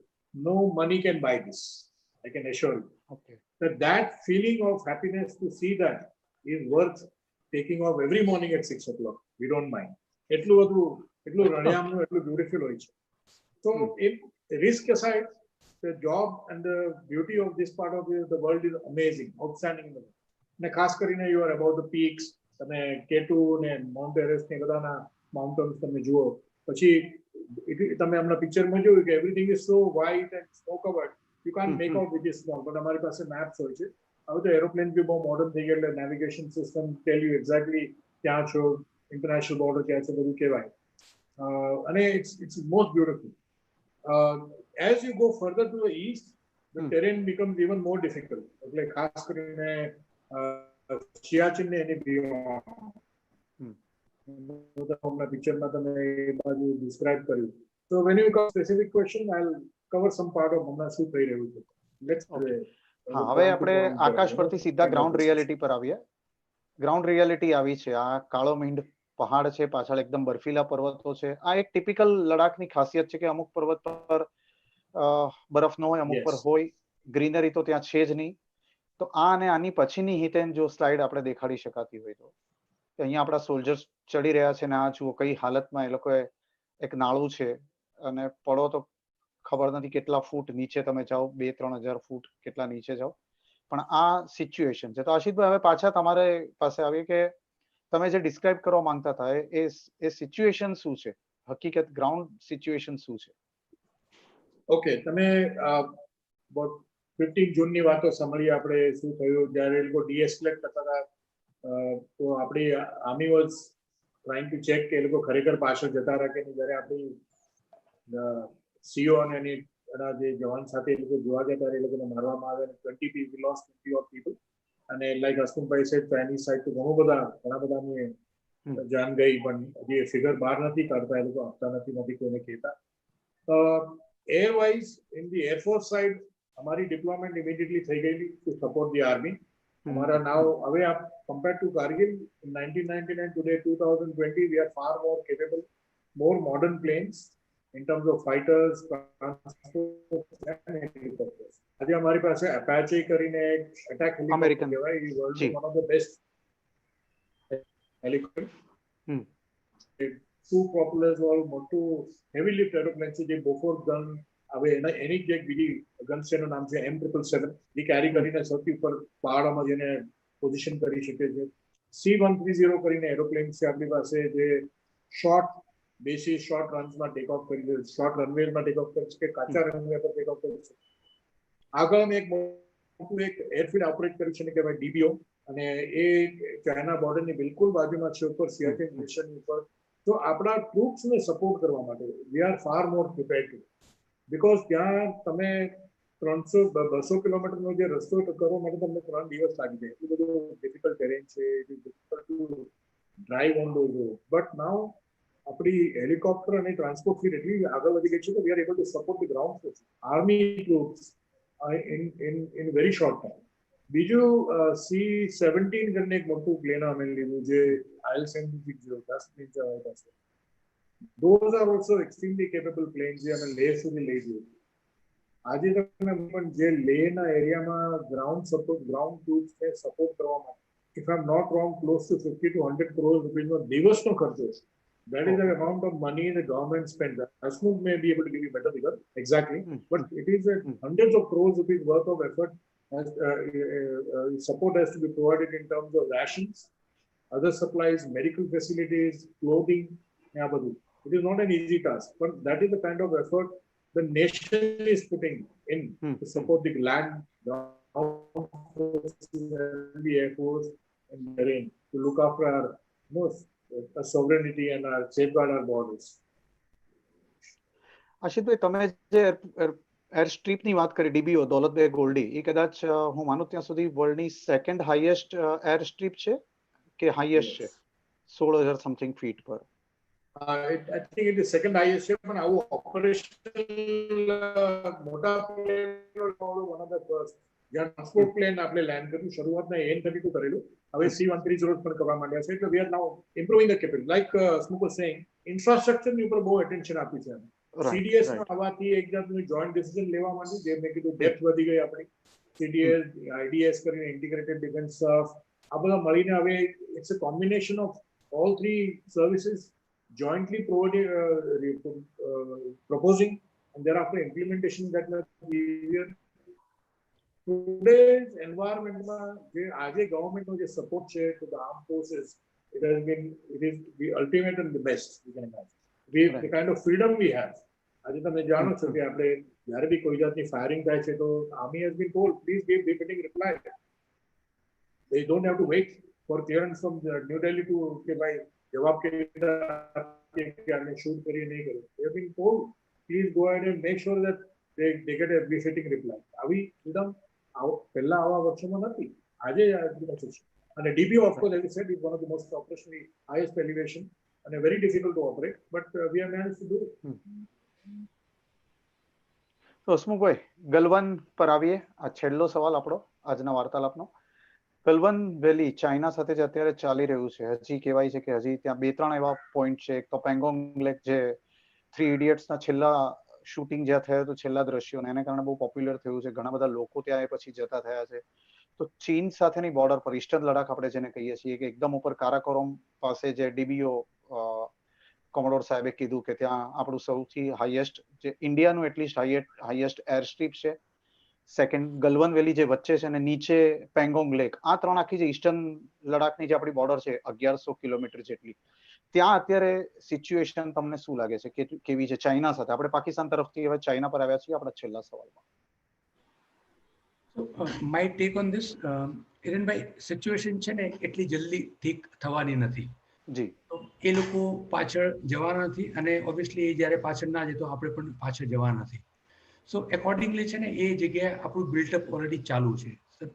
Every day there is movement taking place, કે ટ્રુપ્સનું build-up ત્યાં થઈ રહ્યું છે. Arms એમ્યુનિશન ઇક્વિપમેન્ટનું, એરફોર્સનું build-up ત્યાં almost ચાલુ છે, almost every day. આપણે વિન્ટરની તૈયારી કરીએ, યુઝ્યુઅલી આ ટાઈમ હોય જ્યારે વિન્ટરની તૈયારી કરતા જ હોઈએ છીએ, પણ આ વખતે થોડી વધારે પડતી, સો દેટ અરાઉન્ડ 2 લાખ ટ્રુપ્સને આપણે સપોર્ટ કરી શકીએ એવા ટાઈપનું બિલ્ડઅપ એ જગ્યાએ અત્યારે આજના દિવસે ચાલુ છે. તો એ ઘણી બધી કોન્ફિડેન્શિયલ વસ્તુ છે, બધી આપણે ના શેર કરી શકીએ. પણ જે વસ્તુ હું કહેવા માંગુ છું કે જનરલી આપણને બધી ખબર પડતી હોય કે આપણે પાકિસ્તાન નથી, આપણે ચાઇનાને ફેસ કરીએ છીએ ને એટલું ઇઝી નથી ચાઇનાને. સો મારા એમના માટે કમેન્ટ્સ એ છે કે ચાઇનાની પાસે છે ને ભલે બહુ સારા ઇક્વિપમેન્ટ હોય, મશીનરી હોય, હથિયાર બહુ સારા હોય, એરક્રાફ્ટ બધા બહુ સારા, ગન્સ ને બધું સારું હોય, મેન પાવર બહુ મોટો વધારે હોય, પણ જે બેટલ હાર્ડન્ડ આર્મી જે કહીએ ને એ ઇન્ડિયાની જ છે. આજના દિવસે આપણી આર્મી આઝાદીથી લઈને અત્યાર સુધી રોજ ને રોજ કોઈ ને કોઈ જગ્યાએ છે ને એ એક્શનની અંદર ઇન્વોલ્વ હોય છે. તો આ વસ્તુ છે ને ચાઇનાએ કોની સાથે લડાઈ લડી અત્યાર સુધી? તમે નોર્મલ હિસ્ટ્રીમાં તમે જોવા જાઓ તો લાસ્ટ 62માં એ લોકો આપણી ઉપર સરપ્રાઈઝ કરીને ચડી આવ્યા હતા, પણ અગેન 67માં તો આપણે એ લોકોનો નાથુલા એરિયા આપણે એમને પછાટ આપી જ હતી. અધરવાઇઝ જોવા જાવ તો ચાઇનાએ કોઈની સાથે અત્યાર સુધી લડાઈ લડી નથી. એમની પાસે સંખ્યા બહુ વધારે છે, એટલે એ લોકો હંમેશા એક શો ઓફ સ્ટ્રેન્થ કરે, માણસો વધારે દેખાડે અને ઢોલ બહુ મોટો વગાડે. ત્યારે આપણી પોસ્ટ, આપણે જ્યારે કોઈ જગ્યાએ એટેક કરવા જઈએ તો આપણી નોર્મલ ટેક્ટિક્સ આપણી હોય કે ભાઈ એક પોસ્ટ ઉપર 15 માણસો હોય તો આપણે એટેક કરવા જનરલી છે ને 45 જણા જઈએ, 3 ટાઈમ જતા હોય. એ લોકો પાસે માણસો એટલા બધા વધારે છે કે જનરલી એ લોકો 9 ટાઈમ્સ ને વધારે માણસો એ લોકો એટેક કરવા માટે મોકલે. અને ઓહ, હંમેશા છે ને લેયરમાં જ મોકલે એ લોકો, કે એક લેયર જ્યારે નીચે ઢળી પડે તો બીજી એની પાછળ હોય, તો 9 લેયર્સ કન્ટિન્યુઅસલી છે ને એ લોકો એટેક કરવા માટે મોકલતા હોય છે. બીજું કે એ લોકોની ટેક્ટિક્સ કેવા ટાઈપની હોય છે કે ભાઈ એક જનરલી એ લોકો લીડર્સને કે ઓફિસર્સને છે ને ટાર્ગેટ કરતા હોય છે. જ્યારે આપણે આ કર્નલ બાબુની વાત કરીએ તો એ લોકો જ્યારે કર્નલ બાબુ ત્યાં ગયા છે તો એ લોકોએ છે ને કર્નલ બાબુને ટાર્ગેટ કરે અને એ ત્યાં ઇન્જર થયા અને પછી સબસિક્વન્ટલી એ પાસ્ટ અવે, શહીદ થઈ ગયા. તો એને કારણે જે આપણે યંગ લીડરશિપની વાત કરીએ, જેને કારણે જે એક જુસ્સો જે એમની આખી યુનિટની અંદર આવ્યો, સાથે બીજી યુનિટની અંદર આવ્યો કે પંજાબ યુનિટ હતી, મીડિયમ રેજિમેન્ટ હતું, આર્ટિલરી, એ લોકોને જે જુસ્સો આવ્યો કે એ લોકોએ સામે એ લોકોના ચીથરા ઉડાડી દીધા. તો જ્યારે આપણો લીડરને જ્યારે કોઈ આવી વસ્તુ થતી હોય છે તો આપણી સેના, આપણી લીડરશિપના અંડરમાં જે આખી ફોજ જે છે એ આવી રીતે રિએક્ટ કરે, which is not the case the other way right. આપણે ચાઇનાનું જ્યારે કર્નલ છે ને આપણે એને કેપ્ચર કરી લીધું, ત્યાંના બધા એ લોકો માણસો છે ને ભાગી ગયા હતા. સો દેટ્સ ધ ડિફરન્સ કે બેટર હાર્ડ નથી. તો આપણે એ ટેક્ટિક્સને એકચ્યુઅલી ફોલો કરવાની જરૂર છે કે આપણે હંમેશા એ લોકોના લીડર્સને ટાર્ગેટ કરવા, જેને કારણે આપણે એ લોકોનું મોરાલ છે ને ભાંગી શકીએ.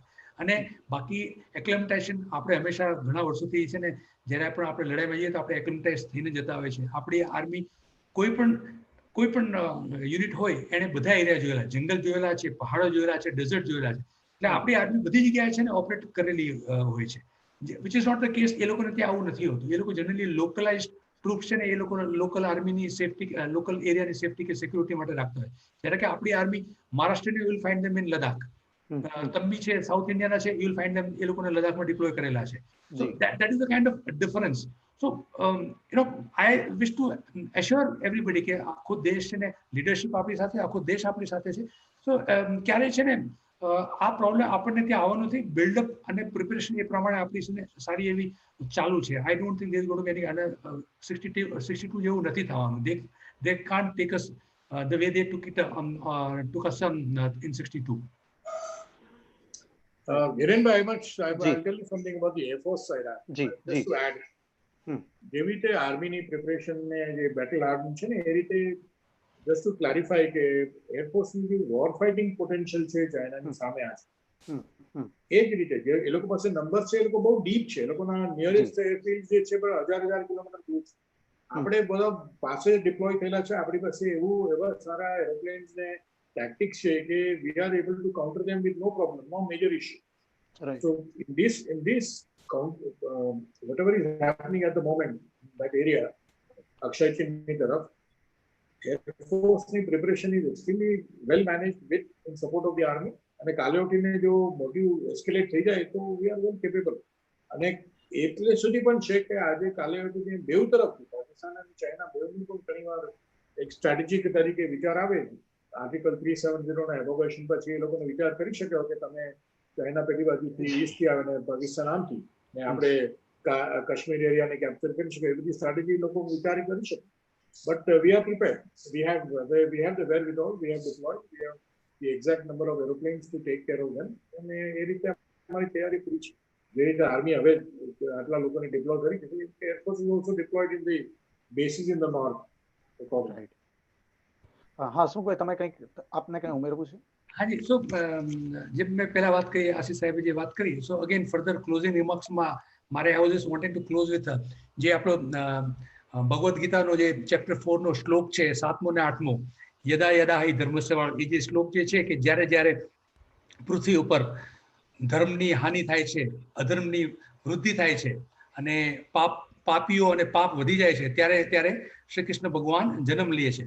સો એની જ સાથે I will be wanting to say કે જ્યારે પણ દેશ ઉપર ઇન્ટરનલ હોય, નેચરલ કેલામિટી વાળું હોય કે બોર્ડર્સ ઉપર જ્યારે પણ છે ને કોઈ પણ ટાઈપનું સંકટ આવે કે આવશે તો એને ઇન્ડિયન આર્મ ફોર્સીસ સક્ષમ રીતે છે ને એને અપોઝ કરવા માટે, કન્ટ્રીઝની બોર્ડર્સને સેફ રાખવા માટે, કન્ટ્રીની પબ્લિકને સેફ રાખવા માટે હંમેશા તૈયાર છે ને ત્યારે જ્યારે સિચ્યુએશન, જ્યારે ઓપોર્ચ્યુનિટી આવશે ત્યારે હંમેશા એ કરીને દેખાડશે.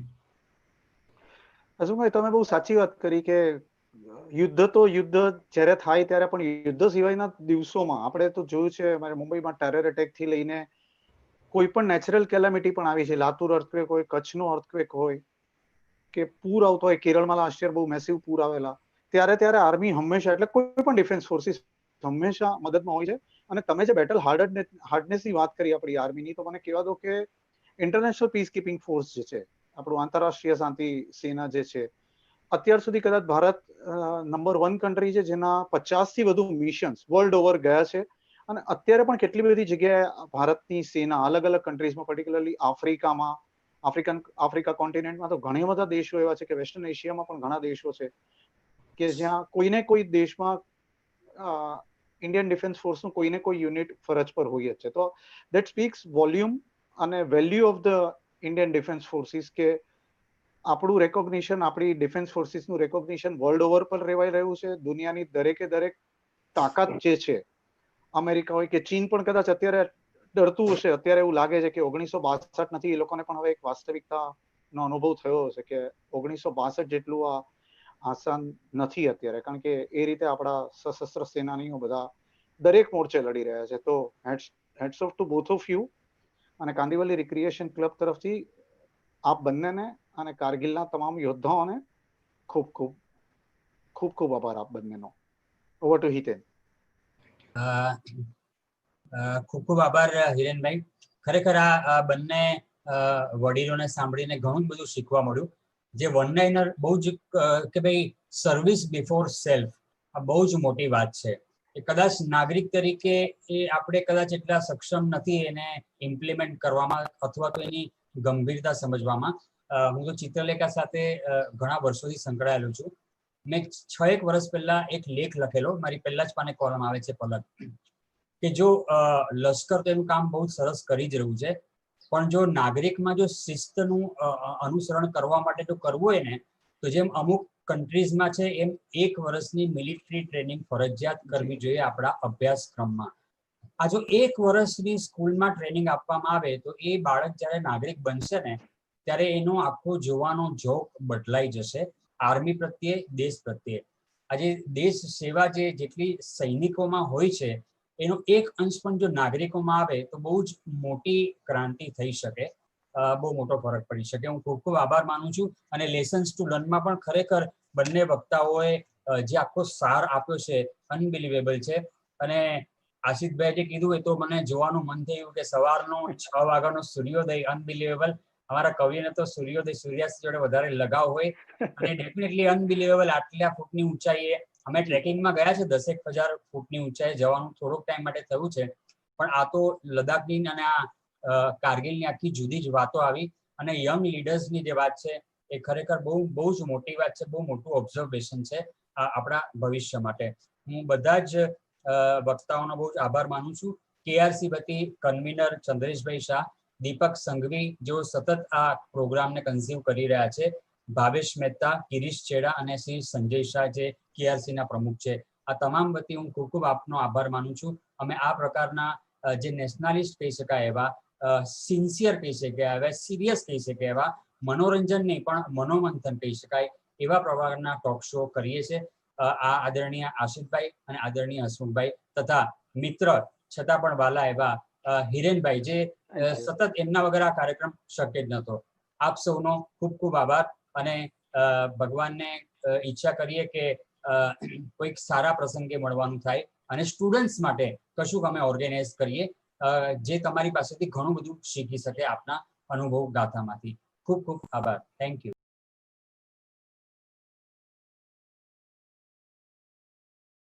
हमारे सामने एक ऐसी प्रेरणादायक गाथा है जिसमें पिता का बलिदान है, पुत्र का स्वाभिमान है, एक मां का त्याग एवं राष्ट्र प्रेम है। भारतीय संस्कृति में मां की महिमा को शब्दों में नहीं बांधा जा सकता। हम एक शब्द है तो वो पूरी भाषा है, हम एक शब्द है तो वो पूरी भाषा है। मां की बस यही परिभाषा है। इन जैसी माओं को, उन सब परिवारों को हम सबका शत शत नमन, कोटि कोटि नमन।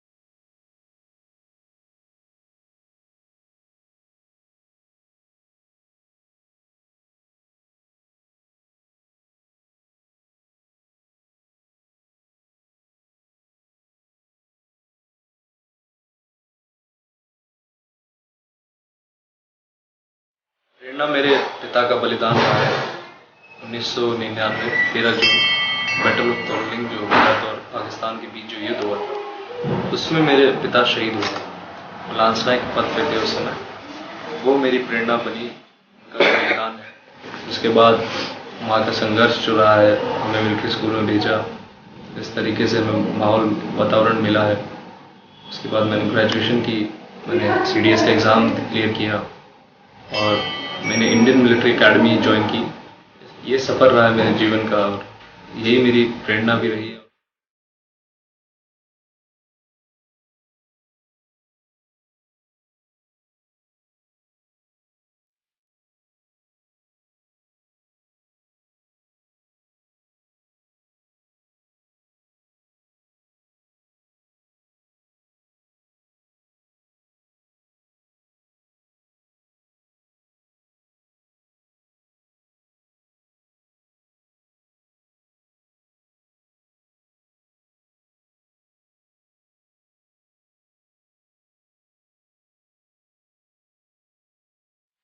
स्वर्गीय लांस नायक बच्चन सिंह, दूसरी बटालियन द राजपुताना राइफल्स, जिन्होंने कारगिल युद्ध में तोलोलिंग की चोटियों पर विजय हासिल करते समय अपना सर्वोच्च बलिदान दिया।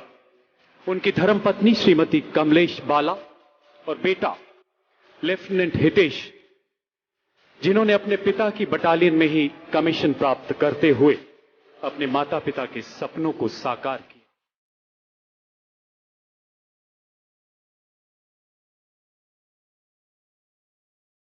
आंखों में आंसुओं का समंदर और दिल में यादों का तूफान समेटे एक परिवार अपने लाडले को गर्व से विदा करता है, क्योंकि वो जानता है कि मां भारती का सच्चा सपूत अपने परिवार के साथ किए वादे को तो तोड़ सकता है, लेकिन अपनी मां भारती के साथ, अपनी मातृभूमि के साथ किए वादे को कभी नहीं तोड़ सकता।